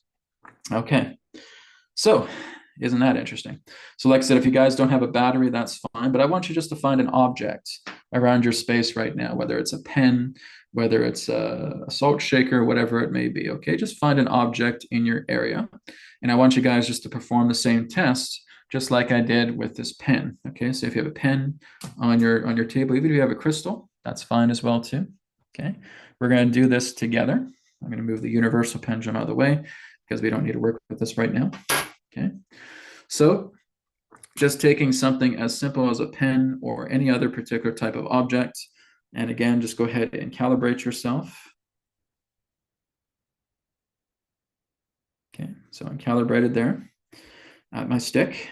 Okay, and like I said, we're just going to the pen and we're discovering where the polarities are. Okay, so I'm going right to the center now, here, and then going over to the end, and there's the positive. Okay, and it will always give me the exact same reading. It should always be consistent. Okay, because what I'm doing, this is what some people will do. Some people will demand a certain answer, and what they'll do is they'll force this.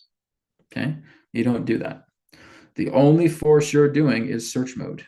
Okay, and you're letting the pendulum move in its rotation appropriate. Okay, based upon the object.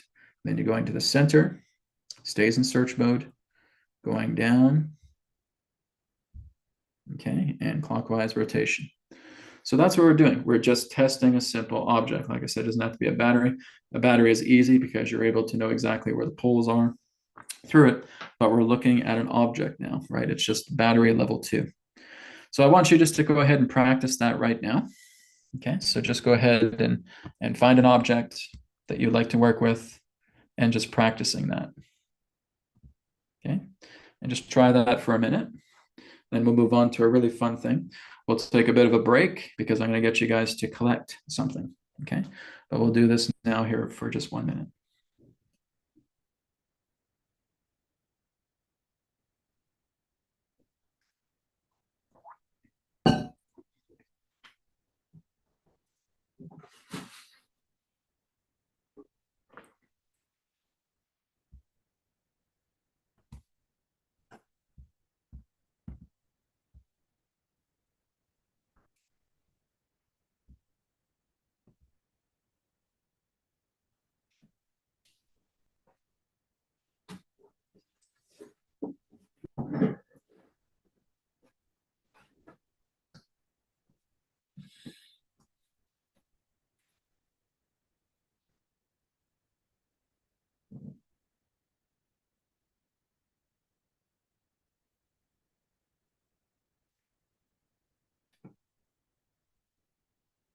Okay, so everybody getting the response from your pendulum relating to the positive, the neutral, and the negative.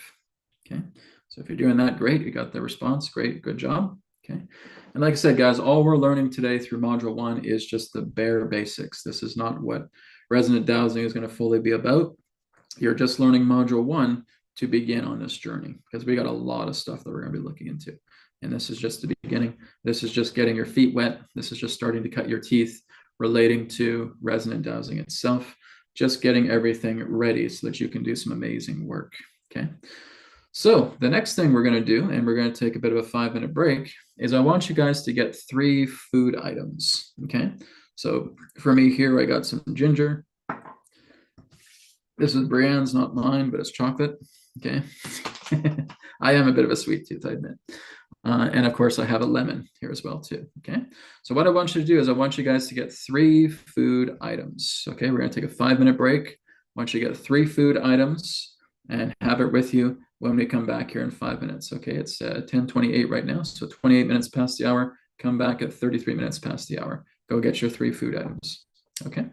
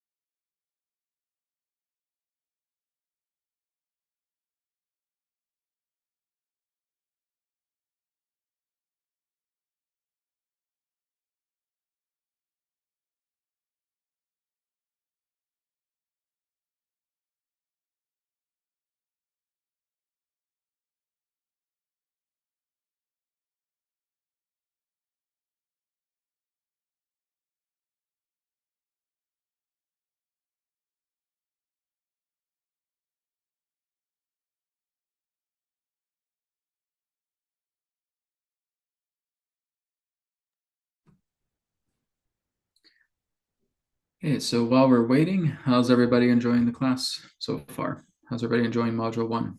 Good?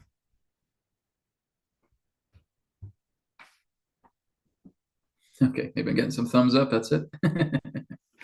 Okay. Like I said, everybody, this is just the basics. This is just helping you to get things started. It's kind of like you're kind of learning how to operate the vehicle, right? Once we get the vehicle operated, we're going to be doing some really amazing explorations, pretty much about the entire universe. So it's going to be wonderful. Okay, so we'll just give it a couple more minutes just to make sure everybody has their own food items. So it's good just to maybe tilt your camera down, just so you have the food items here on your table. I'll be doing that here in a minute once we get things going. Okay. And you're gonna, like I said, it can be any 3 food items you want. It doesn't matter. It could be cereal, it could be oatmeal, it could be a piece of bacon, I don't know, whatever you want, right? Just any 3 food items. Okay. And this is where things get really, really fun with resonant dowsing.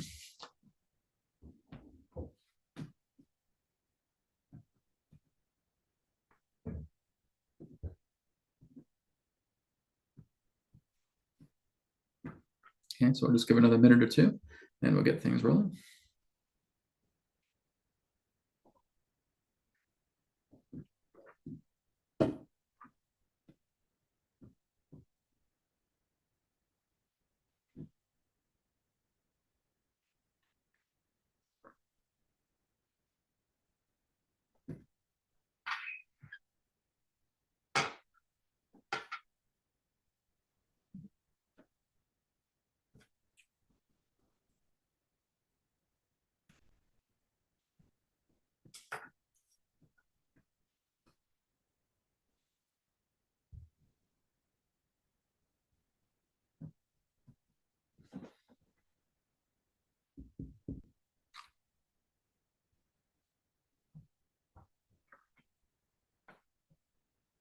So like I said, I did show the universal pendulum earlier, but like I said, probably not going to have too much of a demonstration of that today.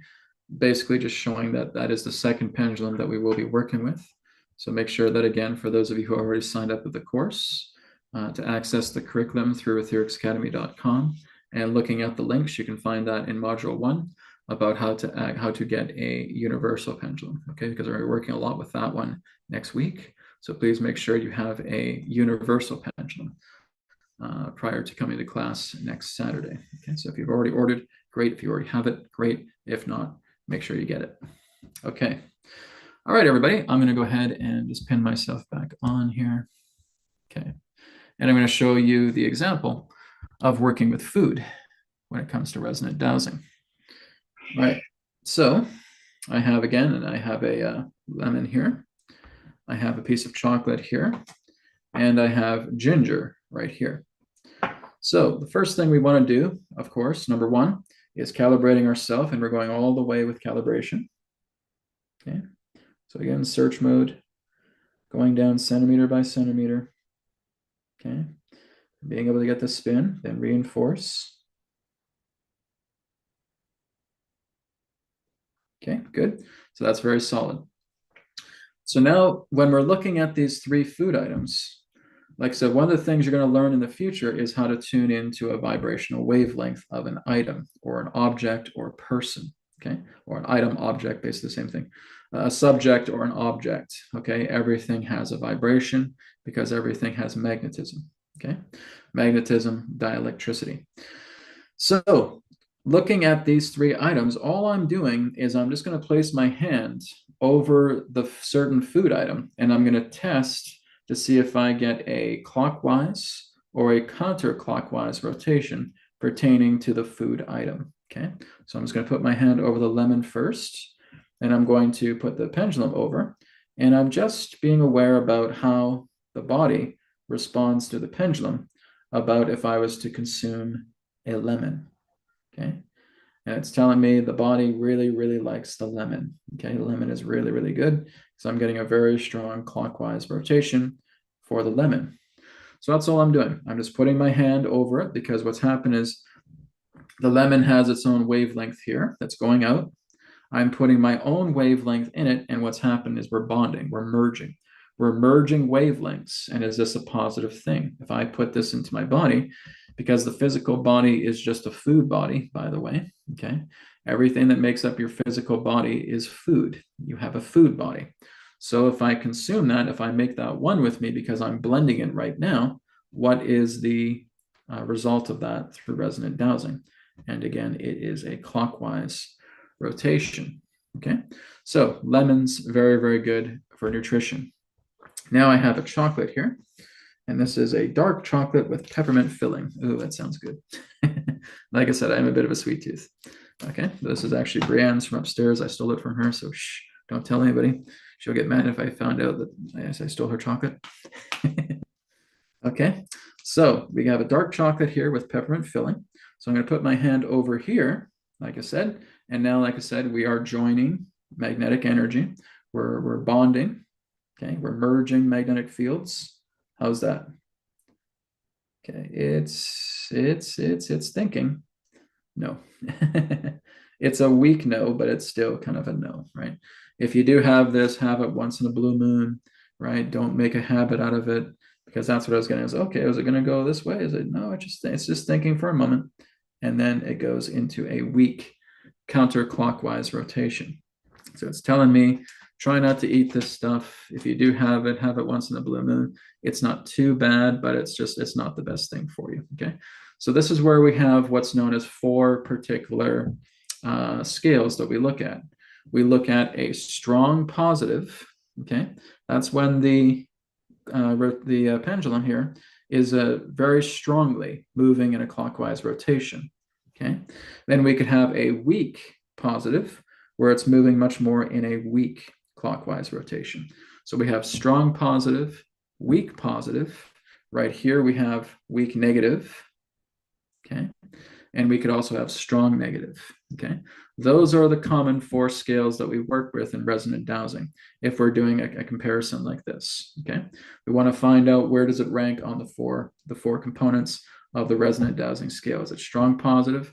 Is it weak positive? Is it weak negative? Is it strong negative? Okay, so now that I have that done, I'm going to put that one aside. I got weak negative for that. I got strong positive for the lemon. And now I'm going to go into ginger. Okay, Now, again, it's in glass, and glass is quite neutral itself. Okay, so we're not too concerned about that.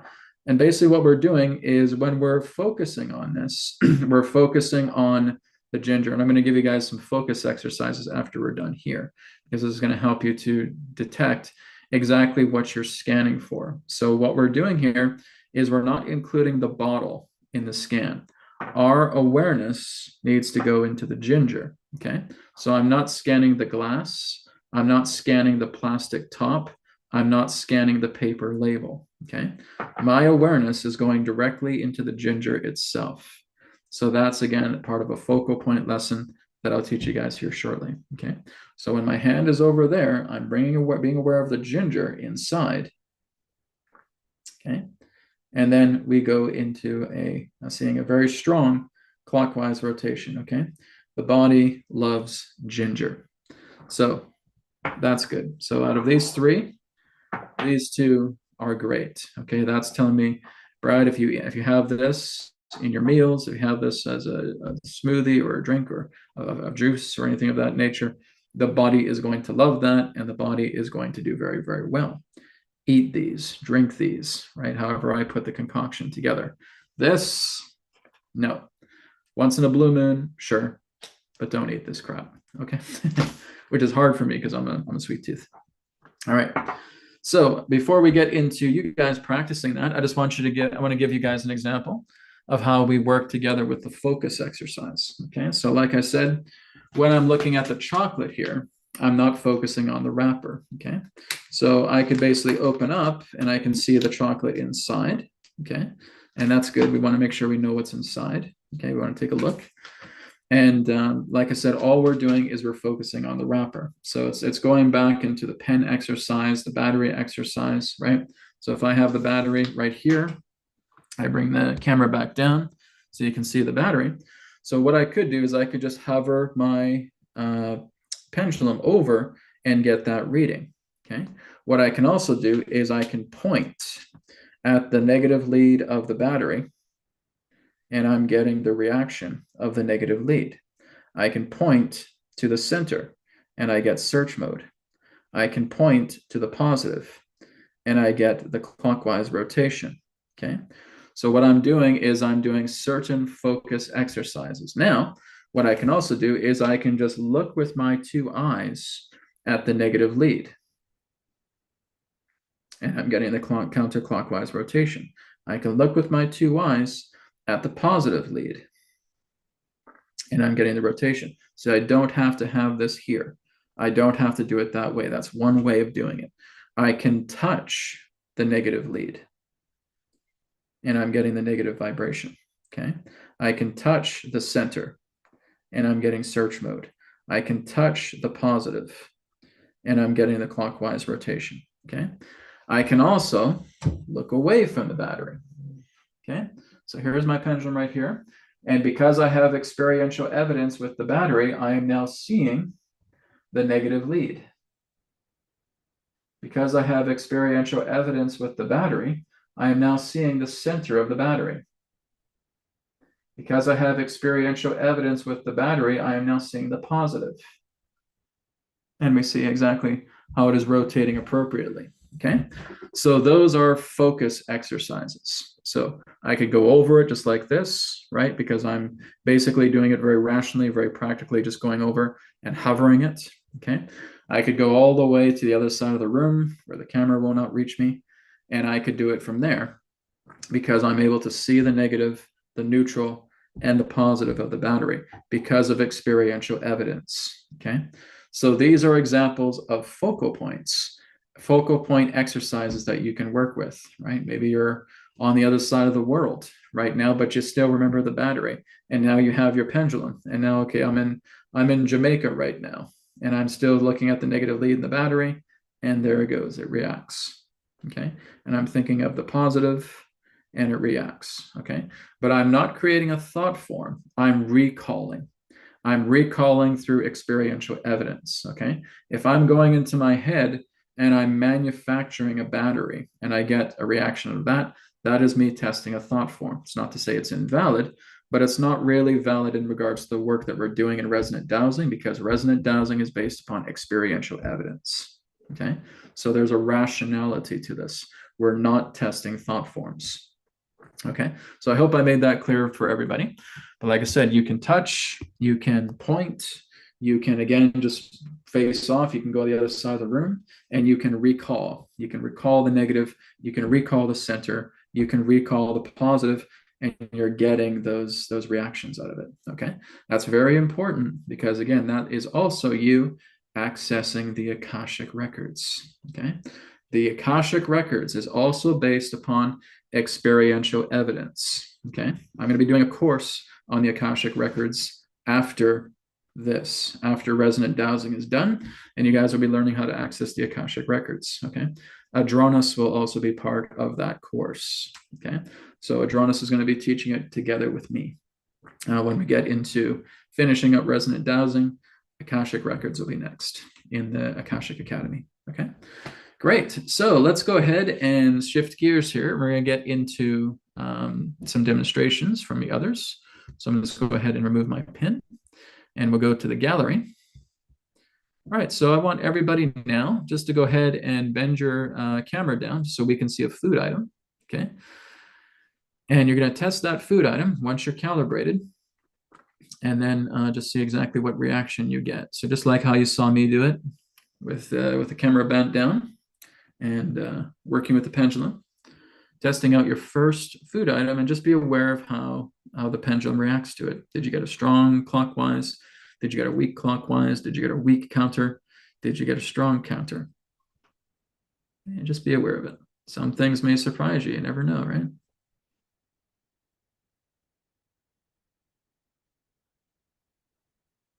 Okay, Charisse, is your camera on? Naran, is your camera on? Christelle, is your camera on? Lorna, Lee? My camera still does not work. Okay, Naran is okay. Like I said, you don't really have to be in the classroom if you don't have an active camera, because that's part of it. I appreciate that you're watching, but just letting you guys know. We're mostly on the Zoom call here for those who have cameras. Okay.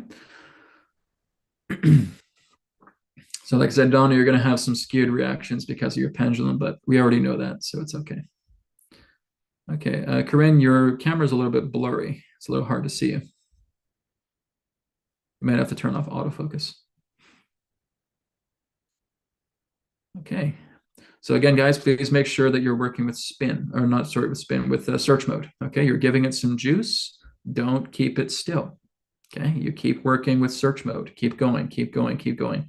Right? Feed it juice, give it power. You're the power supply. You're the power source. So making sure that you are just doing search mode, and if it spins, you let the pendulum itself spin itself. Okay, that's the magnificence of resonant dowsing. It does not involve any mental control whatsoever. All you're doing is providing it power, and the subconscious takes care of itself. So when you are getting these reactions out of the pendulum, that's your subconscious talking. That's not your conscious self, right? All the conscious self is doing is calibrating itself and just providing juice for search mode. When it spins clockwise, counterclockwise, that is the subconscious talking to you. That's the Akasha. That's the Akashic records talking to you through the subconscious. Okay. So again, just be aware of reactions you're getting. Like I said, you have 3 different examples, okay? And you're just being aware of those 3 examples. And then after you're done, we'll do some feedback. We'll see what people were able to scan and what reactions they got out of it. Okay, and this is our last exercise for today. Then we're going to go into Q&A, and then I'll be giving you guys a hint of what our upcoming classes will be about. Okay, so we'll just give it another minute, and then we'll do a quick review.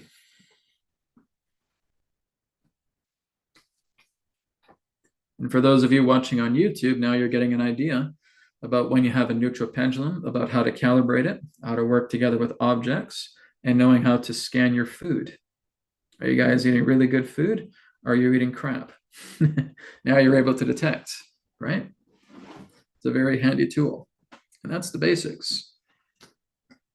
We're not even touching the intermediate stuff yet. This is 101 learning.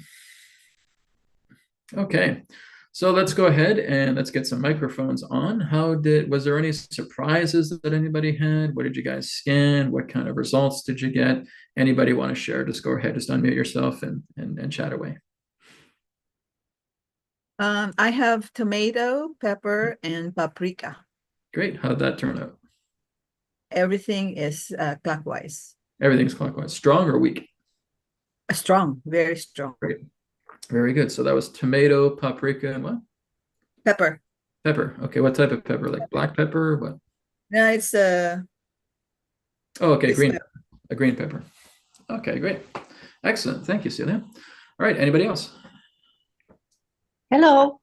Hey, Francine, go ahead. Hi, Brad. I had an apple, Uh-huh. which was very good. I had a supplement berberine complex. Yep. Was I know very that. good.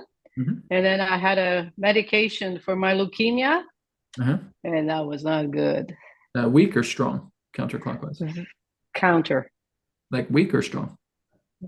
Wow, it was very strong. Okay, yeah. So it's telling you it's not good. Guys, I know. unfortunately, you will find out that a lot of pharmaceutical drugs are going to go right into the counterclockwise. Okay. And Yes.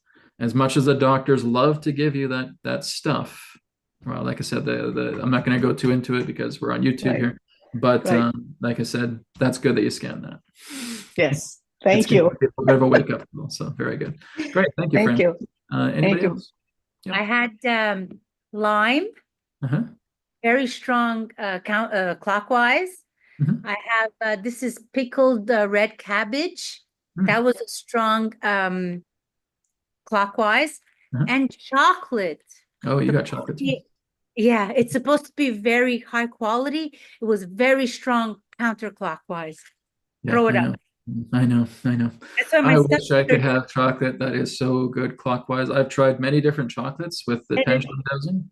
Haven't it- found anyone that's good yet. Like Oh. even they'll do like sacred cacao ceremonies, like you'll go to certain events and they'll do cacao. Like here's the ancient cacao. Sorry guys, it's still not good for you, right? So cacao, unfortunately, is not good for human consumption. Like I said, it's good for once in a blue moon. If you want to treat, okay, that's fine. But your body's not going to like it. Say, no, get that crap out of here. Cacao is not for humans. Okay, maybe for other animals. It's not actually good for that. Actually, a lot of animals can't even have cacao. So I think it's for a certain life form. I'm not too sure what it is, but it's not for humans. But we've had it for the idea of treats, right? And it tastes great. It's a wonderful taste, but it's very, very bad for you. Okay. And like I said, I'm a sweet tooth, and sometimes I still get those little chocolates every now and then. So if you have it, just have it in moderation. All right. Great. Thank you, Roberta. Anybody else? Yeah, my garden vegetables were all good, Brad, but I'm disappointed that my stale cinnamon bun wasn't good. Your stale cinnamon bun. Well, it's stale, so that's probably one example. Now, you may notice that's actually a good point that Jerry makes, because you may notice that something is left out on the cupboard or the counter overnight. And so, oh God, should I eat this? And then basically you're putting the pendulum, like, maybe beforehand it was actually getting a weak positive, and all of a sudden it's getting like a very strong counterclonic. No, please don't eat that. Throw it out. Even if it's like a lemon in that sense, you leave it out for a while, it's starting to get old, and it'll probably go counterclockwise as well too. So Jerry makes a good point with that about the shelf life of some of the foods that we're eating. All right, great. Anybody else? I have a packaged brownie. I thought I would put a snack food in here. And although it has like very good ingredients, I was very suspect about it. And I got a very strong yes on it. Oh, good. Well, that's good. So you had 3 items there, right? So was there other ones? I had some yogurt and honey. Okay, how was it? And I got strong on all of them. Strong positive. Mm-hmm. Yeah. Okay, great. Yeah, yogurt is kind of a flip-flop. Some people can handle it well. Some people say, no, don't get that, right?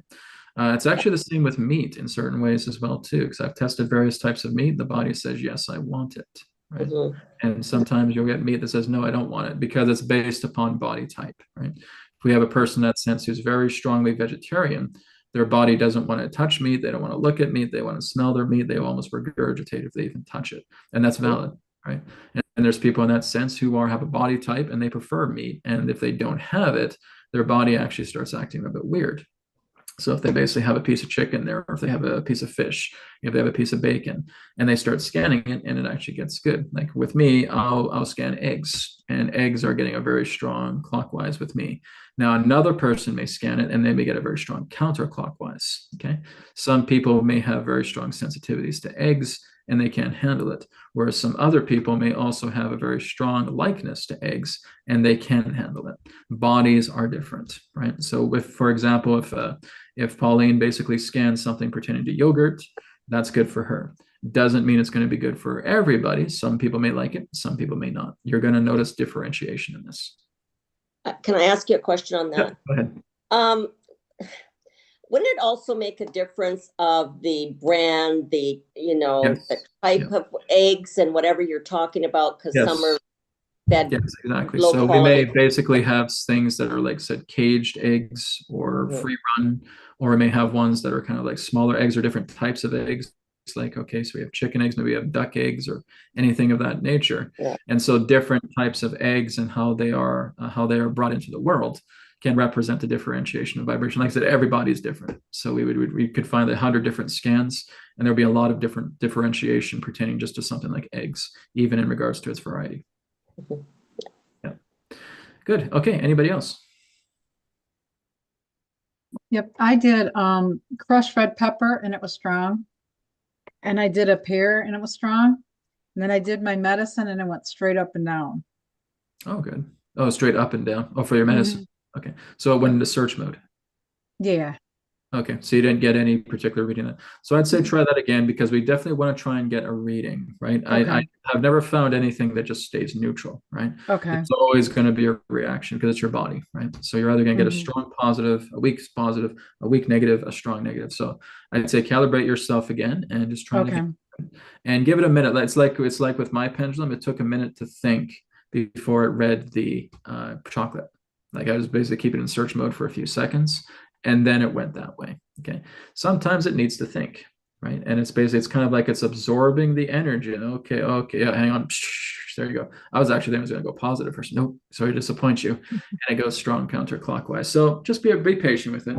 It may take a minute or so before it goes into a polarity, but we want to make sure we're just giving it that juice, right? And then it will live in that way. The most important thing is that we're not trying to control the outcome. Okay, we just basically say, okay, we are as search mode is. We're completely neutral. Okay, so HRV, Om chanting, clear away the tension, get stuff off you that basically has EMF fields, and just stay neutral. That's the key. Okay. Anybody else? Yeah, I'll go ahead. I had a sweet potato, strong positive, and organic Granny Smith apple, very strong positive, very quickly. And then pure baking soda, Arm & Hammer, and that was a strong positive also. Okay, great. So yeah, and especially if you're getting like fresh vegetables and fruits, especially if you're getting out of your own garden, that's the freshest you can get. And most likely, in most cases, that's going to be very strong positive, unless you have like an allergy to that particular vegetable or fruit, which can happen, right? So if you are getting allergies, that's your body reacting to it, right? So again, if I have a lemon here and my body's allergic to lemon, it's going to be a very strong counterclockwise negative. Okay, because it says, sorry, you're allergic to lemons, you can't have them, right? And that's why there's a strong counterclockwise, and that's why it happens. So again, if I hand this over to somebody else and say, okay, sure, I'll go ahead and take a look at that, and then they get a super strong positive. It's not a problem with the lemon, it's just that our energies have a hard time digesting the lemon because there is an allergic reaction to it. So you have to feign in the idea of allergic reactions that can happen, and that can also impact the nature of the reading itself. So that's a reminder. Okay, we'll take one more person. One last person that wants to share? I could share. Go ahead. Chaga was strong positive. Right, Chaga's good, yeah. Lemon was strong positive. Sea salt was strong positive. Great. Nutella was strong negative. 4 of them. Okay, great. Strong negative, yeah, that's common. I wanted to test the CBD oil that I take for pain, and I found it was a strong positive, so I'm pleased. CBD oil is very good. Yeah, that's a very good thing. And I know there's a lot of, farmies out there that don't want you guys to admit that CBD oil is one of the best things you can put into your body, right? And that can be quite common with that as well too. So you want to have good CBD oil on hand. I think I have some as well too. I got it a while ago, but that's very beneficial as well. Great, guys. Well, thank you. Thank you all for sharing your experiments. So now I want you to go through your whole kitchen and test everything, right? What should be good there? What doesn't belong? Time to clean out the fridge. Time to clean out the stock. Like we've just recently moved into this house not too long ago. So we have some insurance work to do on our food to check and see exactly what's good, what's not so good. So that's a work in progress too. Okay, guys, before we go into Q&A, I'm just going to go ahead and share my screen here because I'm just going to let you guys know about what is ahead for the upcoming modules for the Resonant Dowsing course. So here we go, have my little PowerPoint here. So the complete Resonant Dowsing course, what are you going to learn a lot more from what we've learned past today? You're going to learn how to detect and clear geopathic stress lines, which means you can actually start to develop a business. You can actually go in and you can actually start learning how to detect geopathic stress lines, okay? Now, geopathic stress lines represents 3 common lines. Number 1 and number 2 represent that of Hartman and Banker lines. The third one would represent Curry lines, okay? But there's a lot more to geopathic stress lines and to lines itself that I have not taught the students yet. And that's actually going down to planetary lines. You are going to learn exactly what a Venus line is, what a Mercury line is, what a moon line is, what a Mars line is, what a Jupiter line is, what a Saturn line is. You may also want to start looking at lines that can form through the constellations, Capricorn, Aquarius, Pisces, etc. You'll learn how to do that. You'll actually learn how to do that. And again, a lot of that will come through inquiry because you're going to learn how to work with the pendulum to do inquiry. So inquiry is another particular step that's going to help you to detect experiential evidence.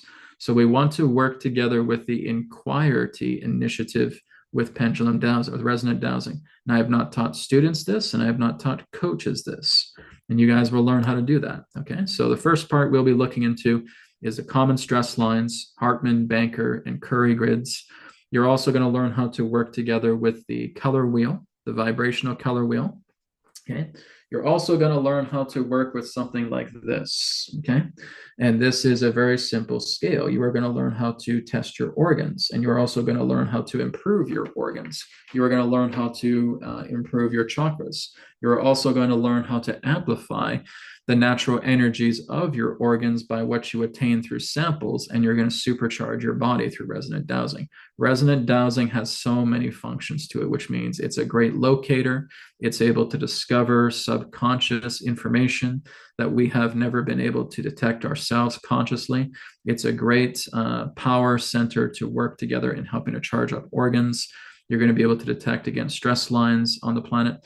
And like I said, you can go in and you can be a complete and total expert after you learn the Resonant Dowsing course, because all of you will get certified after module 12, after doing a brief exam. You'll all get certification, okay? And you'll be able to be a qualified resonant dowsing practitioner.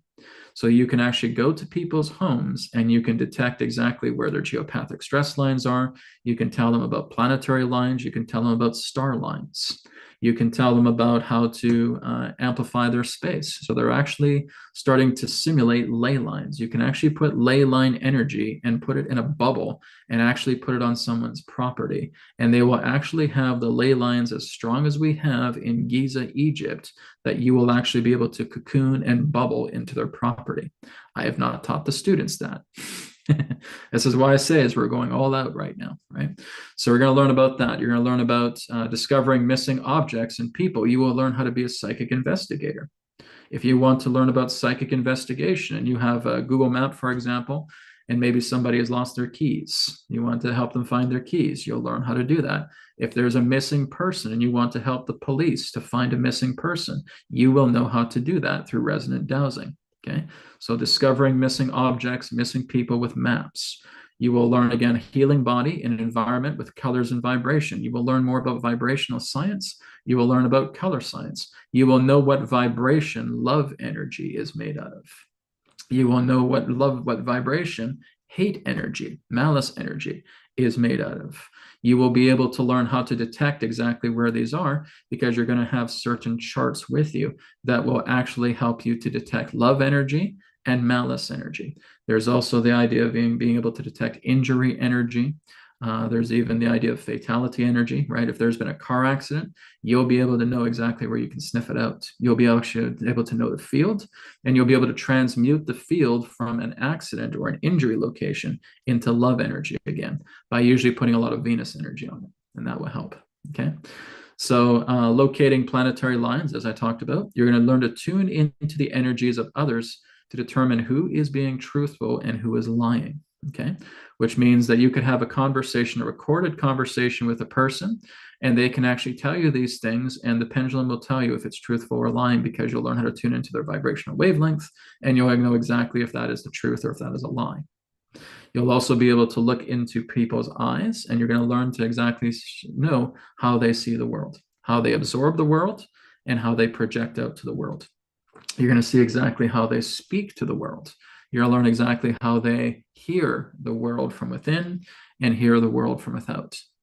You're going to learn how to do that as well, too. You're also going to learn how to access subconscious knowledge with resonant dowsing, which means you're going to learn how to go deeper into the Akashic records, and you're going to be able to look into the idea, again, of experiential evidence as you go into certain meditative states, and learning a little bit more about that, because we're going to have categories about what these certain things represent. So guys, you tell me, does Resonant Dowsing course sound exciting? Yes, Brad, sounds amazing. I Yes. can't wait to get started. Yes, Oh, yes, great. yes, What I like to hear. Super amazing. Okay. Yes, yes, Glad I looking signed forward to up. it. Still. Absolutely. So like I said, this is why I say is that there's a lot of resonant dowsing that I have not even taught the students or the coaches yet. I am deliberately holding back, okay? Because like I said, all I'm really teaching the students and the coaches was just the basic and intermediate principles of resonant dowsing, and you want to expand upon it. And this is what we're going to look at through this complete resonant dowsing course: the beginner, the intermediate, and the advanced levels of resonant dowsing. Over time, it's even going to go past the 12 modules, because I will have updates for people as well too. So again, everything will be within a 12 module format, but there will be additions to it over time as well too. And after the 12 weeks are done, then the Resonant Dowsing course will simply be an on-demand course. But again, you will still have access to the Telegram group, where I, and again, mostly the coaches, will be there to help you out. And again, really what we're looking for the help from me and the coaches are just making sure you're staying in calibration, right? Keeping calibration together, working together with it all together. I am teaching you guys things that even a lot of radius theologists have not taught, that a lot of other dowsers have not taught. I'm teaching you abilities through the pendulum that a lot of people are not teaching, because I'm doing this through my own experiential evidence, right? So I'm being my own teacher here and helping this out. So again, guys, we have a lot to look forward to. This is, again, just giving you more things to look forward to, but there's even more things to look forward to that I have not shared yet that we're going to get into. So let me go ahead and stop sharing that. And we're going to end now with just any questions that you guys have on hand about resonant dowsing in general. Do we have any questions that anybody has before we wrap up? Pauline, go ahead. Yeah, you had on your little video there about you're going to be able to tell if somebody's lying or telling the truth. If you're one-on-one with someone, you're not going to pull out your pendulum. No, probably not. Probably not. But if you have a recording, for example, right, you may say, okay, maybe I'm covering it up, and maybe I'm doing something else with it, but maybe I am doing that. That's true. You're not going to have that on hand, but this is why I say it might be good to record this. Now, again, let's say, for example, that you're talking to a family member that you just had the conversation, okay? Which means you have experiential evidence, which means you're recalling exactly what that person said to you in that meeting, in that phone call, and whatever it is, and now you're dowsing on it. You're dowsing through experiential evidence, right? And now you can say, oh my God, he was lying to me about the 3 last sentences that he was saying, right? Because I can recall exactly, no, I'm not doing that. I am working right now and I'm making a lot of money. Okay. He is doing that. He is not working right now and he's not making a lot of money. So there you go. That's the experiential evidence because you've had that conversation. Like I said, we're not conjuring thought. We're recalling it. We're recalling memory. So basically, this is the difference between the nature of thought, of conjuring thought, and being able to recall experience, right? So you're recalling experience. You were in the room with that person. You were aware of who that person is. You were aware of the conversation that you guys had. Maybe you did record it, okay? So that, again, is giving you the idea that I can now work with the pendulum. I can calibrate to that person's wavelength through the pendulum, and I'm able to tell exactly if they're lying or if they're telling the truth. So this is why I say that you will actually learn how to be a human lie detector. Now, here is what you cannot use resonant dowsing for: fortune telling. Okay, so you cannot really use resonant dowsing for fortune telling because you're basically working, like I said, with experiential evidence. We don't know what that timeline is, right? Someone says, okay, well, Brad, a meteorite is going to hit the planet here in a month's time. Is that going to hit? You're not going to find out with resonant dowsing. You could find out with divination. You could probably find out with a tarot deck or an oracle deck, or going into your intuition, or going into the Akashic records through the assistance of resonant dowsing. But it is through your own foretelling of how you're able to do that. A lot of people I see on YouTube and on TikTok and things like that, and they're trying to use dowsing to try to predict the future. Impossible. Can't be done. Okay. So that is where you are not using resonant dowsing, but you can help resonant dowsing with resonant dowsing to help open some doors for you. So it helps to open some doors for you. And then we're able to get our own insight, but we have that kind of fresh vision because that's something that's experiential. So if I have a vision of something coming, so, okay, I don't see any meteorite hitting the planet, and I was getting a vision of this in a deep state, deep meditative state, then I can go to resonant dowsing to confirm if that is actually truthful for myself, right? And that's not something that I've conjured. So then it can tell me, yes, it's true that you had that vision, right? And it's not something that's conjured. So that's where it can help you in certain ways, but it's not going to tell you the foretelling of that. So anybody that you see that is attempting to use dowsing in any particular capacity to fortune tell doesn't know what they're doing. So there's some tactics to it that we can do a little bit of stuff. We can open a few doors with resonant dowsing, but it's never going to give you forecast just by saying, okay, we're going to get hit by a meteorite and then waiting for a clockwise response or anything like that. That's nonsense. Okay. So that's not what we're doing, but we can certainly work together step by step with certain things that can help us to get there, to get our own perceptions of things. Okay. Any other questions? Anything about resonant dowsing in general? Yeah, Donna, go ahead. So since I don't have the pendulum I need, and when I find it, can I look at this video again Yes. and practice and Exactly. get it all so that I'll be ready to go? Okay. Correct. Yes, absolutely. So everything that's on the recording here, you can access through YouTube. Okay, so the YouTube video is there. The YouTube video is also going to be posted on the curriculum at the same time. Okay, so that will be available to you. And like I said, if you guys don't have a pendulum today and you're just watching this, and even for those of you who are watching on YouTube right now, you don't have a pendulum, but you're really excited about doing resonant dowsing, great. You can sign up to resonant dowsing at any particular point. There is no deadline for it. You can sign up even when we're at our 12th week. You can go ahead and you can sign up, okay? It is by means an offline course, even though we're working with online training with it every single week, but it is by definition an on-demand course. So at any time, you are welcome to sign up for it. So again, to sign up for it, just go to AetherXacademy.com. That's AetherX Academy.com. You'll find it there on the main page. Click on the resonant dowsing. It's $144. It's a one-time payment. You can also use Klarna, or again, pay by installments. That's also available as well too. So you can pay in installments through the system there. But again, you're more than welcome to join at any time. All I suggest is please just make sure you're getting your pendulums. Okay, so get your neutral pendulum and get your universal pendulum. Okay, that's all described in the curriculum once you go there.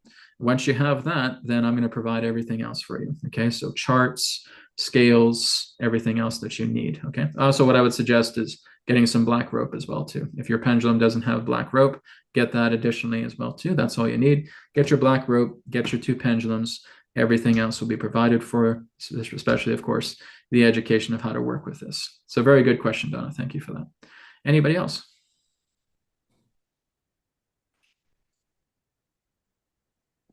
Feeling really excited about Resonant Dowsing, ready to give it a try, ready to work on it and do some amazing things. Like I said, guys, you are more than welcome once you have everything down for Resonant Dowsing and you have your certification, which is going to come. There's just one exam at the end of Module 12, okay? And it'll have a certain amount of questions. It's all multiple choice, okay? Once the exam is passed, there's a 70% required grade to pass the exam. You can take it as many times as you want until you pass, okay? Once that's done, you will automatically receive your certification through my platform, okay? Once that certification is out, make this a business. Make this something that you can do. Keep practicing as well, too, because there will be updates every now and then on the overviews pertaining to the 12 modules, okay? Great, guys. Well, thank you so much for joining me. Everybody on YouTube, thank you so much for joining me as well, too. As I said, Module 1 is the only module that is available for free here on YouTube. The rest is available on AetherX Academy. Again, AetherXacademy.com, AetherX Academy.com. Go ahead and check that out. Grab your Resonant Dowsing course right now. And I will see you all next Saturday for Module 2, where we're going to do a lot more exploring on the Resonant Dowsing phenomenon itself. Take care, everybody. Thank you so much. Blessings to you all. See you next week. Namaskar. Thank you. Thanks, care. Brad. Thank you very much. Bye.